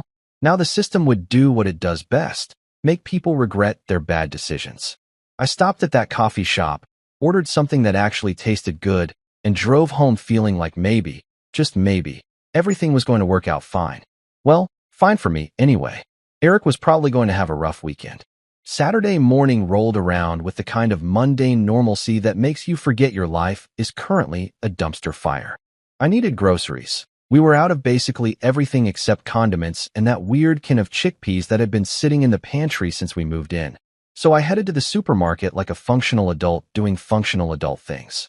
There's something weirdly therapeutic about grocery shopping when your personal life is imploding. The fluorescent lights, the music playing overhead, the endless aisles of products all organized into neat little categories. Everything in its place. Everything labeled. Everything making sense. Unlike, say, my marriage or my wife's decision-making skills.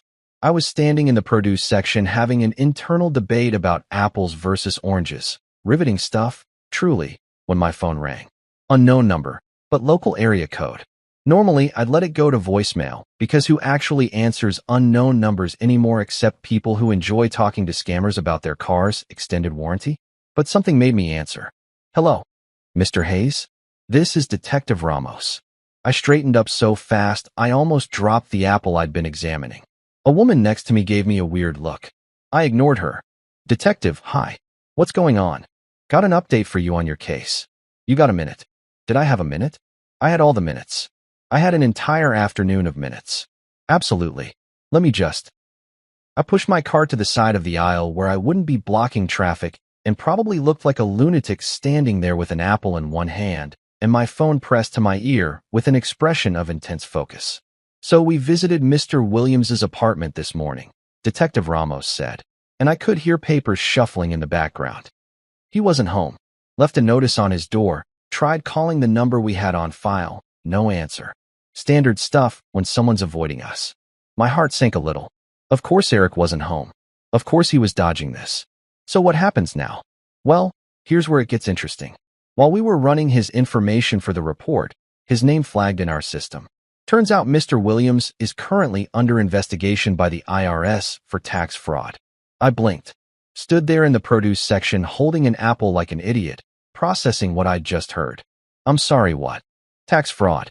Been an ongoing investigation for about 6 months. And here's the kicker.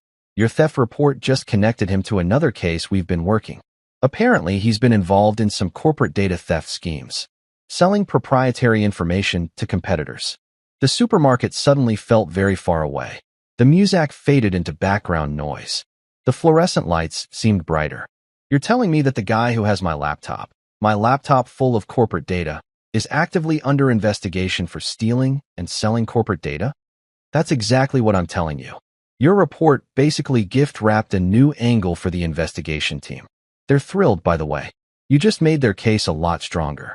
I had to lean against my shopping cart for support. This was beyond anything I'd imagined. I thought we were dealing with an irresponsible ex-boyfriend who lost a laptop. Turns out we were dealing with an actual criminal who specifically targeted corporate data. So what does this mean for my laptop? Means we're escalating this. Hard. The IRS is involved now, and they don't mess around. We're getting a warrant to search his apartment and seize any electronic devices. Your laptop is officially evidence in a federal investigation. So I'm not getting it back anytime soon. Not immediately, no. But trust me, this is better. Once we recover it, forensics will go through everything, document what he accessed, whether he copied anything. If there's been any data breach, we'll know, and he'll be charged accordingly. I stood there processing this information while an elderly woman reached past me for bananas, completely oblivious to the fact that my brain was currently exploding. Detective Ramos, when you say tax fraud and corporate espionage, what kind of numbers are we talking about? The investigation values his activities at around 100,000 in damages, maybe more. Your laptop might add to that total depending on what forensics finds. Also, expect some fireworks. The IRS joined the party, and they're already moving to freeze his accounts.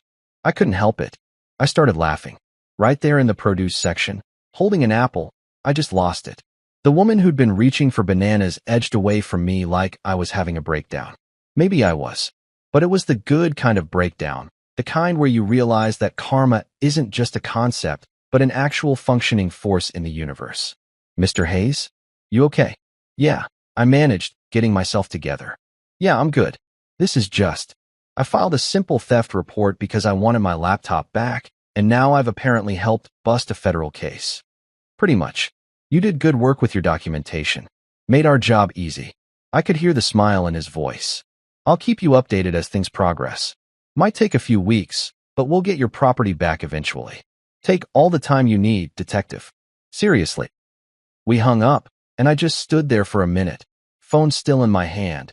Apple forgotten. Mind racing. Eric wasn't just an irresponsible ex-boyfriend. He was a legitimate criminal. And Jenna had handed him my laptop, my encrypted, data-filled, corporate secrets-loaded laptop, like it was a library book. The universe had just validated every paranoid instinct I'd ever had. Every security protocol, every backup system, every bit of documentation that seemed excessive. It all just paid off in the most spectacular way possible. I looked down at the apple in my hand, then at my mostly empty cart. You know what? Forget the groceries. This called for champagne. The good stuff. The kind you buy when life decides to hand you the most absurd, perfect, karma-filled victory you could possibly imagine. I abandoned my cart in the produce section. Sorry, supermarket employees, and headed straight for the liquor aisle with the kind of purposeful stride that comes from knowing you just accidentally helped take down a federal criminal. Eric the X was going down, and I had champagne to celebrate it. I made it home with my bottle of champagne, a nice Prosecco because I'm not made of money and also because celebratory drinking at noon on a Saturday doesn't require top-shelf anything. And I was feeling pretty damn good about life. The universe had delivered justice in a way that was so poetic, so perfectly karmic, that I almost wanted to write a thank you note to whoever was running the cosmic balance department. I'd just gotten the bottle into the fridge when I heard the front door slam open with enough force to rattle the picture frames on the wall. That's never a good sign. That's the kind of door slam that means someone is either running from danger or about to create some.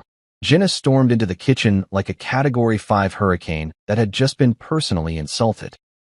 Her face was red, her hair was disheveled, and she was holding her phone like she wanted to throw it through a window. For a second, I genuinely thought maybe she'd been in an accident or something horrible had happened. That lasted about 2 seconds before she opened her mouth. Did you seriously call the police on him? Oh, there it was. Reality had apparently sent her that memo I'd been waiting for. I closed the fridge door calmly, turned to face her, and leaned back against the counter with my arms crossed. Technically, I filed a theft report on my stolen laptop. Law enforcement did the rest. Don't give me that technicality bullshit. She was practically vibrating with rage, pacing back and forth in our kitchen like a caged animal. Eric just called me freaking out. The police showed up at his apartment. They left a notice on his door. His accounts are being frozen. What the hell did you do? I had to bite the inside of my cheek to keep from smiling. This was not the time for smiling. This was the time for maintaining that calm, reasonable demeanor that makes angry people even angrier because they can't get a rise out of you. I reported that my $12,000 work laptop, containing sensitive corporate data, was taken without my permission and the person who had it refused to return it. That's what I did. He didn't refuse. He just didn't respond right away. He's been busy. Right. So busy that he couldn't take 30 seconds to text back, "Hey, looking for it," or "I'll get it to you soon." So busy that my property has been missing for over a week. That kind of busy. She stopped pacing and jabbed a finger at me. You went behind my back. You didn't even tell me you were going to do this.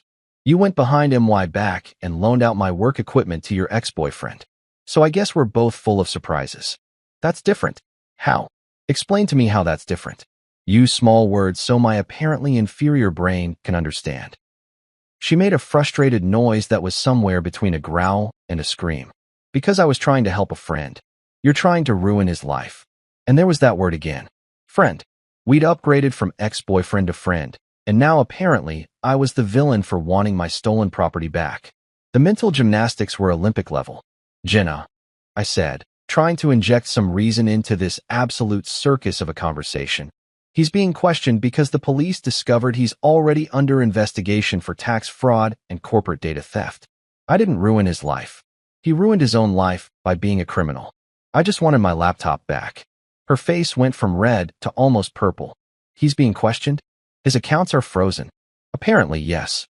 Turns out when you're already under investigation for federal crimes and someone reports you for theft, law enforcement takes it seriously. Who knew? This is insane. You're insane.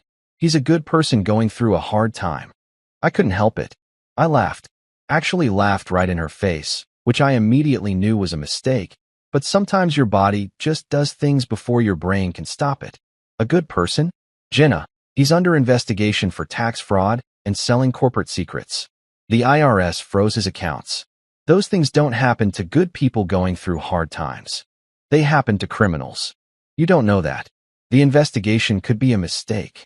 Yeah, because the IRS is famous for freezing people's accounts based on hunches and vibes. Come on. She was full-on yelling now, and honestly, I was impressed with her lung capacity. He's losing everything. His apartment, his savings, everything. And it's your fault. No, I said, my own voice rising now because there's only so much blame I can take for someone else's criminal activity. It's his fault for being a thief and a fraud. I filed a report about my stolen property. The fact that it opened up a bigger investigation isn't my problem. That's his problem. That's what happens when you build your life on illegal activities. Eventually, it catches up with you. You could have just asked him nicely. I did ask him nicely. I sent a perfectly polite text asking for my laptop back. He ignored it.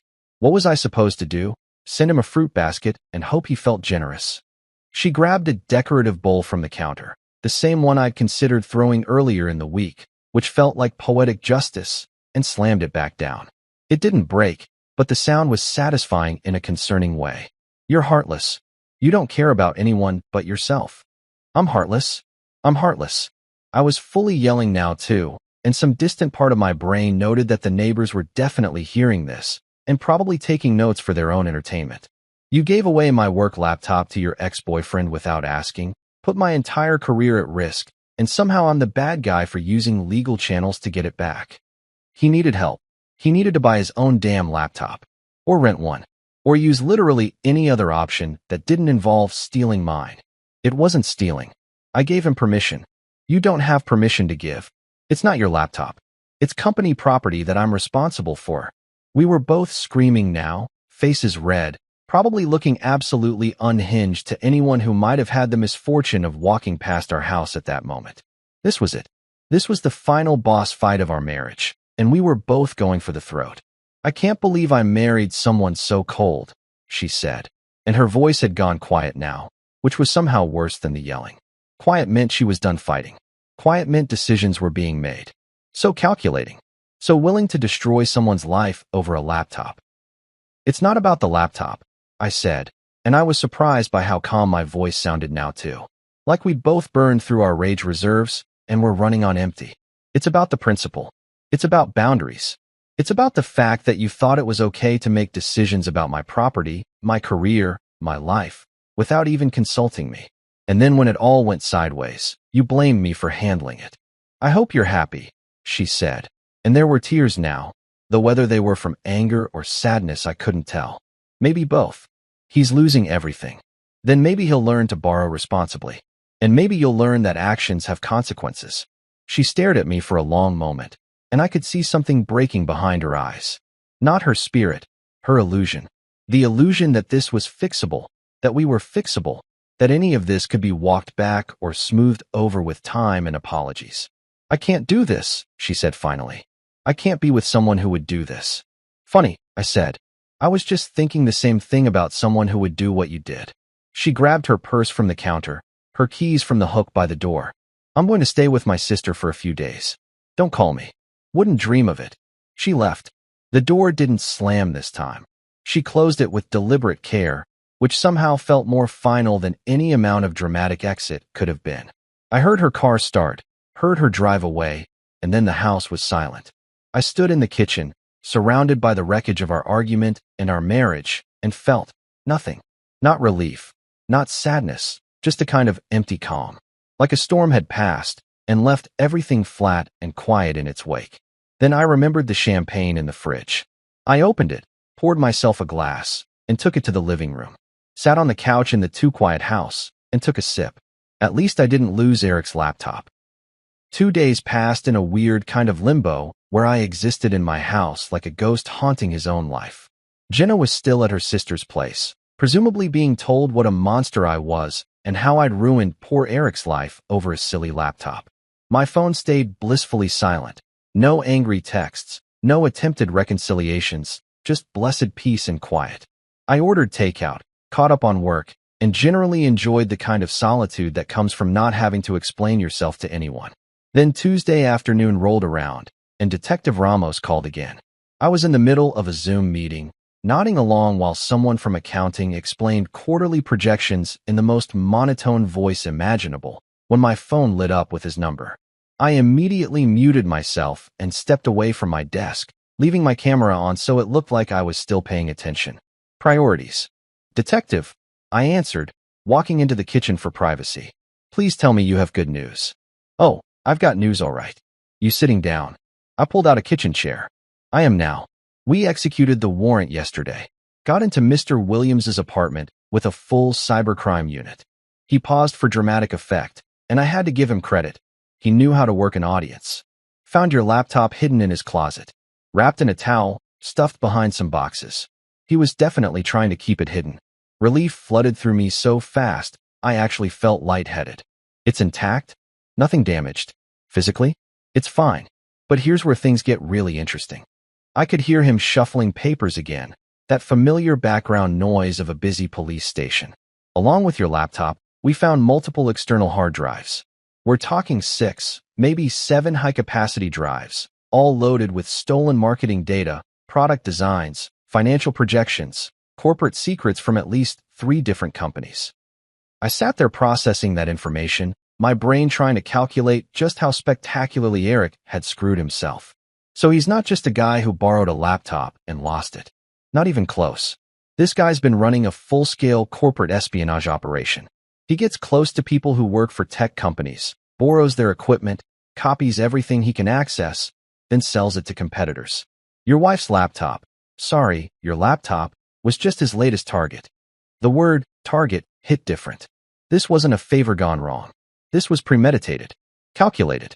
He'd specifically chosen to get close to Jenna's equipment, or more accurately, my equipment through Jenna, because he knew what I did for work and what kind of access I'd have. How much are we talking in damages? Cybercrime Unit is still cataloging everything, but preliminary estimates put it north of $100,000. Maybe more depending on what the victim companies report. He's been at this for at least 2 years based on the file dates. $100,000. The number was so absurd it almost didn't feel real. This wasn't some guy who made a mistake. This was a career criminal who'd just been using my wife as a gateway to more valuable targets. What happens now? I asked. Now? He gets arrested.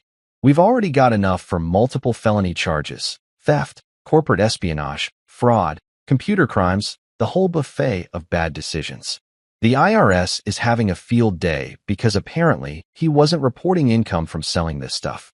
They're hitting him with tax evasion on top of everything else. I couldn't help the smile that spread across my face. It probably made me look unhinged, sitting alone in my kitchen grinning like a maniac, but I didn't care. So he's looking at serious time? Oh yeah. With this many charges and this much documented evidence? He's looking at years, not months. Plus significant fines.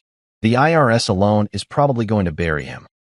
And that's before the companies he stole from file civil suits, which they absolutely will. What about my laptop? When can I get it back? Forensics needs to image the drive first, document what he accessed, whether he copied anything. Probably about 2 weeks, maybe 3. But I can tell you now, your encryption held up. He never got past your login screen. BIOS password laughed in his face, according to the tech guys. Whatever security you had set up, it worked. That was perhaps the most satisfying thing I'd heard in weeks. All those security protocols, all that paranoid setup, all the layers of protection I'd built in, they'd done exactly what they were supposed to do. Eric had gotten his hands on my laptop and accomplished exactly nothing except adding more charges to his growing list of felonies. So he stole my laptop and couldn't even use it, I said, and the irony was delicious. Pretty much. Which probably explains why it was hidden in his closet instead of sitting on his desk. He'd given up on cracking it, but couldn't exactly return it after your wife started asking questions. Detective Ramos chuckled. Guy's not as smart as he thinks he is. Clearly. Is there anything else I need to do on my end? Just keep documentation of any communications, any financial impact this had on you or your company.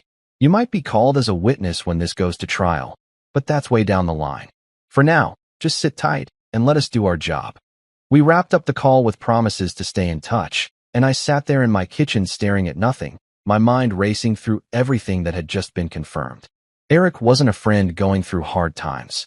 He was a predator who'd systematically targeted people for corporate information, and Jenna had handed him exactly what he wanted on a silver platter.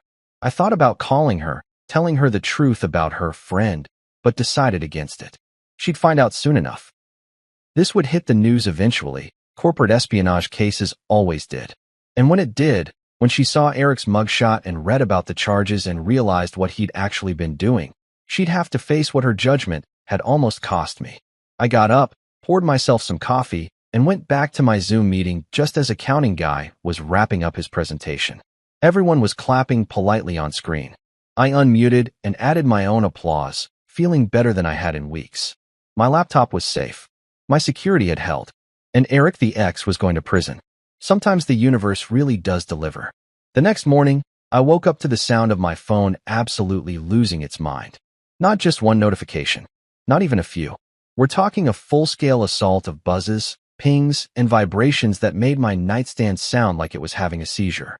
I grabbed it with one eye still closed, squinting at the screen in the early morning light filtering through the curtains. 17 missed calls from Jenna. 23 text messages. And it was only 7 in the morning. This was going to be good. I made coffee first because I'm not a monster and there's no way I was dealing with whatever hurricane was about to hit without caffeine in my system. While the coffee maker did its thing, that beautiful gurgling sound that signals the start of consciousness, I scrolled through the messages. They started relatively calm and progressively devolved into full caps lock chaos. The first one, sent at 6:47 a.m. We need to talk. Okay, ominous but controlled. Classic, I'm trying to be mature about this energy. By message 5, call me now. Getting warmer. Message 12, I can't believe this. And there it is, ladies and gentlemen. Houston, we have reached peak fury. The most recent one, sent approximately 3 minutes ago. What did you do? I took a long, satisfying sip of my coffee, black, no sugar, because I needed to taste the bitterness to match the moment. And typed back a response with all the emotional investment of someone ordering a pizza, filed a report, and waited. I hit send and watched the 3 dots appear almost instantly. She was typing, probably furiously, probably with autocorrect fighting for its life, trying to make sense of whatever rage-fueled sentences she was constructing. The response came through in seconds.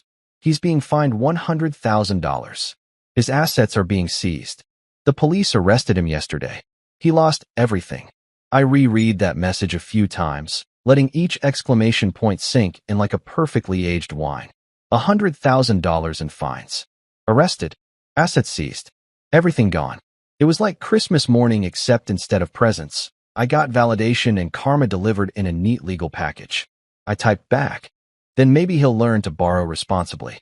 The 3 dots appeared and disappeared about 6 times. I could practically hear her screaming through the phone. I poured myself a second cup of coffee and waited. This was entertainment now. This was watching someone realize that their version of reality had been completely, utterly wrong, and there was no way to spin it that didn't make them look foolish.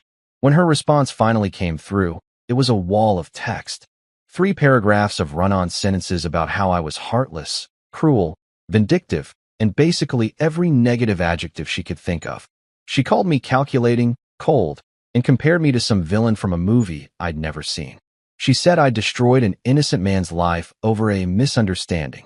She said she couldn't believe she'd wasted years of her life with someone capable of such cruelty. It was actually impressive in its thoroughness. She'd really committed to the narrative that I was the villain here. Not Eric, the actual criminal who'd been running a corporate espionage ring. Not her, for giving away property that wasn't hers to give. Me. The guy who filed a police report about his stolen laptop. I let her finish her rant. Let her get it all out. Then I crafted my response with the precision of a surgeon and the pettiness of someone who'd been proven absolutely, categorically right about everything. At least I didn't lose your boyfriend's laptop. I hit send and immediately blocked her number. Not because I'm immature. Okay, maybe a little because I'm immature, but mostly because there was nothing left to say. We were done. This conversation was done. This marriage was done. And I wasn't about to spend the next week being a verbal punching bag for someone who refused to acknowledge reality. My phone immediately started ringing from her sister's number. Blocked. Then from a number I didn't recognize, probably her friend's phone. Blocked. She was persistent, I'd give her that. But I'd spent enough years in IT to know that the best firewall is the one that doesn't engage with the threat at all. I took my coffee to the living room and turned on the news, half expecting to see something about Eric's arrest. It was too soon for that. Local news didn't move that fast, but I could dream. Instead, I got the usual morning show banter about weather and traffic and some celebrity drama that I immediately forgot. My work phone buzzed. My boss, Richard, calling at 7:30 in the morning. That was either very good or very bad, and given the week I'd had, it could honestly go either way. Morning, Richard. Morning. Got your email update about the laptop situation. He sounded tired, like he'd been up for hours already. Just got off the phone with our legal team and the detective handling your case. Here it comes. Either I was getting commended or fired. No middle ground here.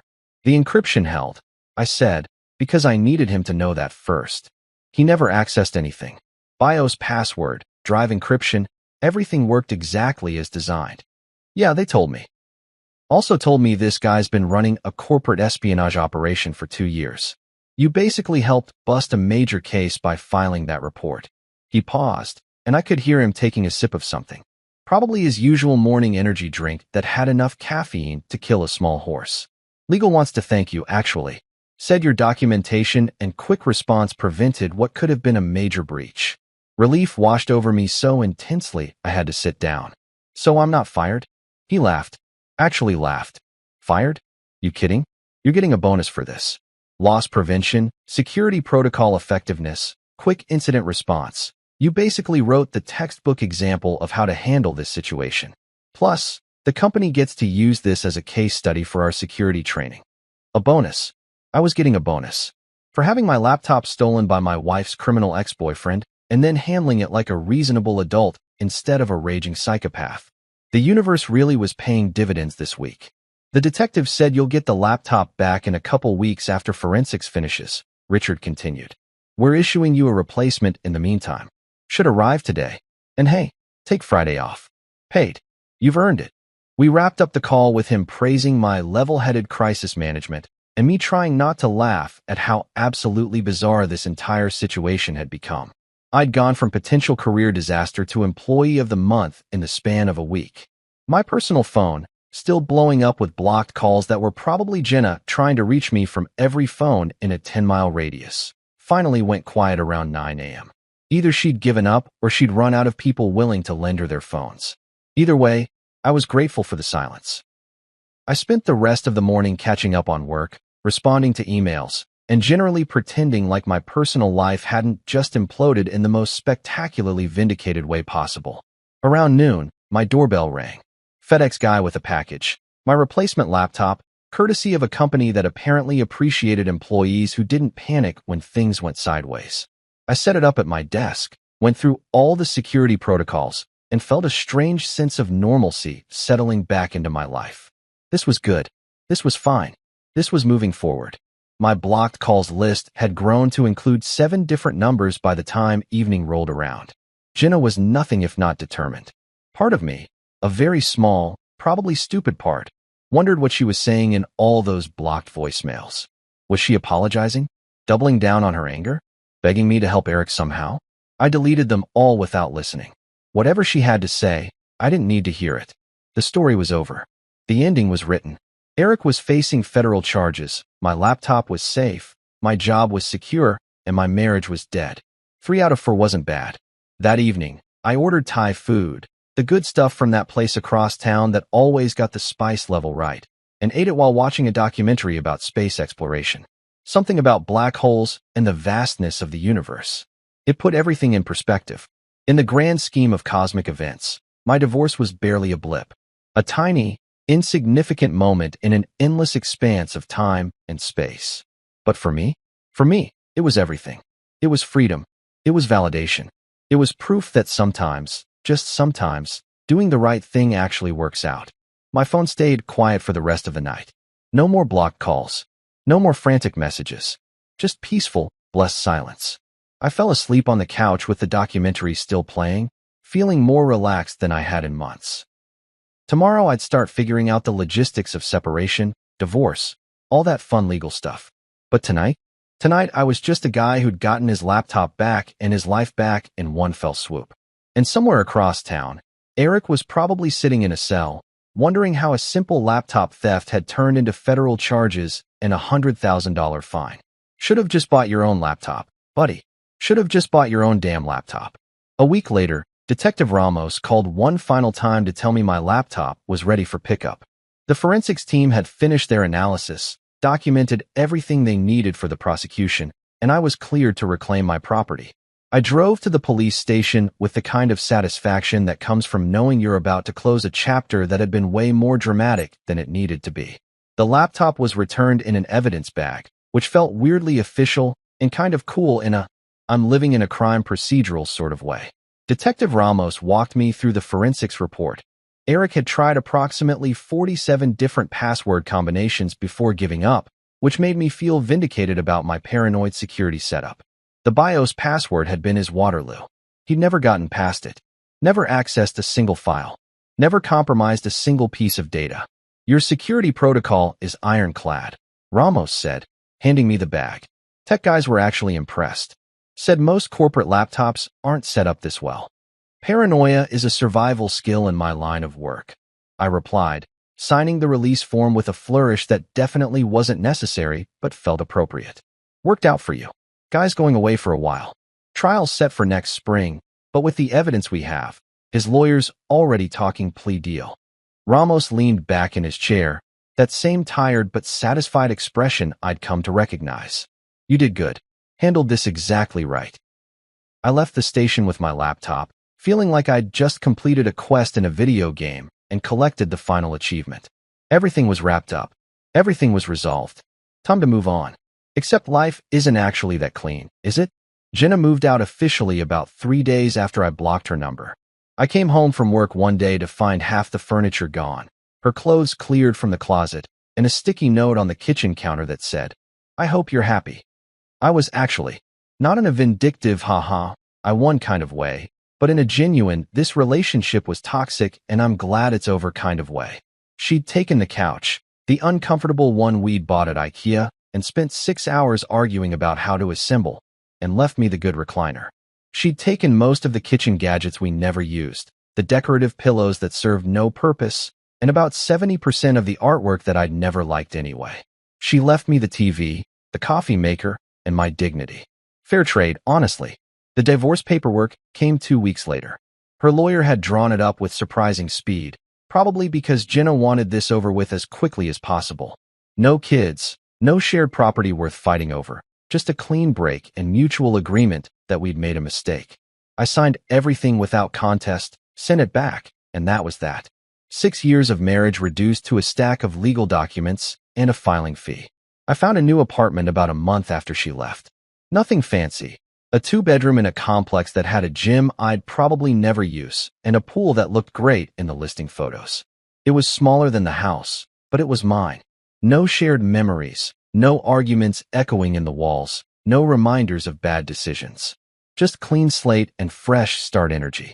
Moving day was weirdly therapeutic. I packed up what was left, which wasn't much after Jenna's exodus, and loaded it into a rental truck with the help of Mark, my cop buddy, who showed up with beer and unsolicited relationship advice. "You dodged a bullet, man," he said, hauling a box labeled kitchen stuff that was mostly just coffee mugs and takeout menus. "Anyone who gives away your work laptop to their ex is not operating with a full deck." Understatement of the century, I replied, carrying my desktop computer with the care of someone transporting a small child. But hey, at least I got a good story out of it. Good story? Dude, this is legendary. You're going to be telling this at parties for years. He wasn't wrong. The story had already made the rounds at work, carefully edited to remove the parts that made me look petty and emphasize the parts where I was a security-conscious hero. My coworkers thought it was hilarious. My boss used it as a training example. I'd achieved minor celebrity status as the guy who accidentally busted a corporate espionage ring by filing a theft report. The new apartment slowly came together. I bought a new couch, a comfortable one this time, no arguments required, and set up my home office in the second bedroom. Hung up some artwork that I actually liked. Organized my kitchen in a way that made sense to me instead of whatever system Jenna had insisted on. Made the space mine. It was peaceful, quiet, exactly what I needed. About 2 months after the move, I ran into Jenna at a grocery store.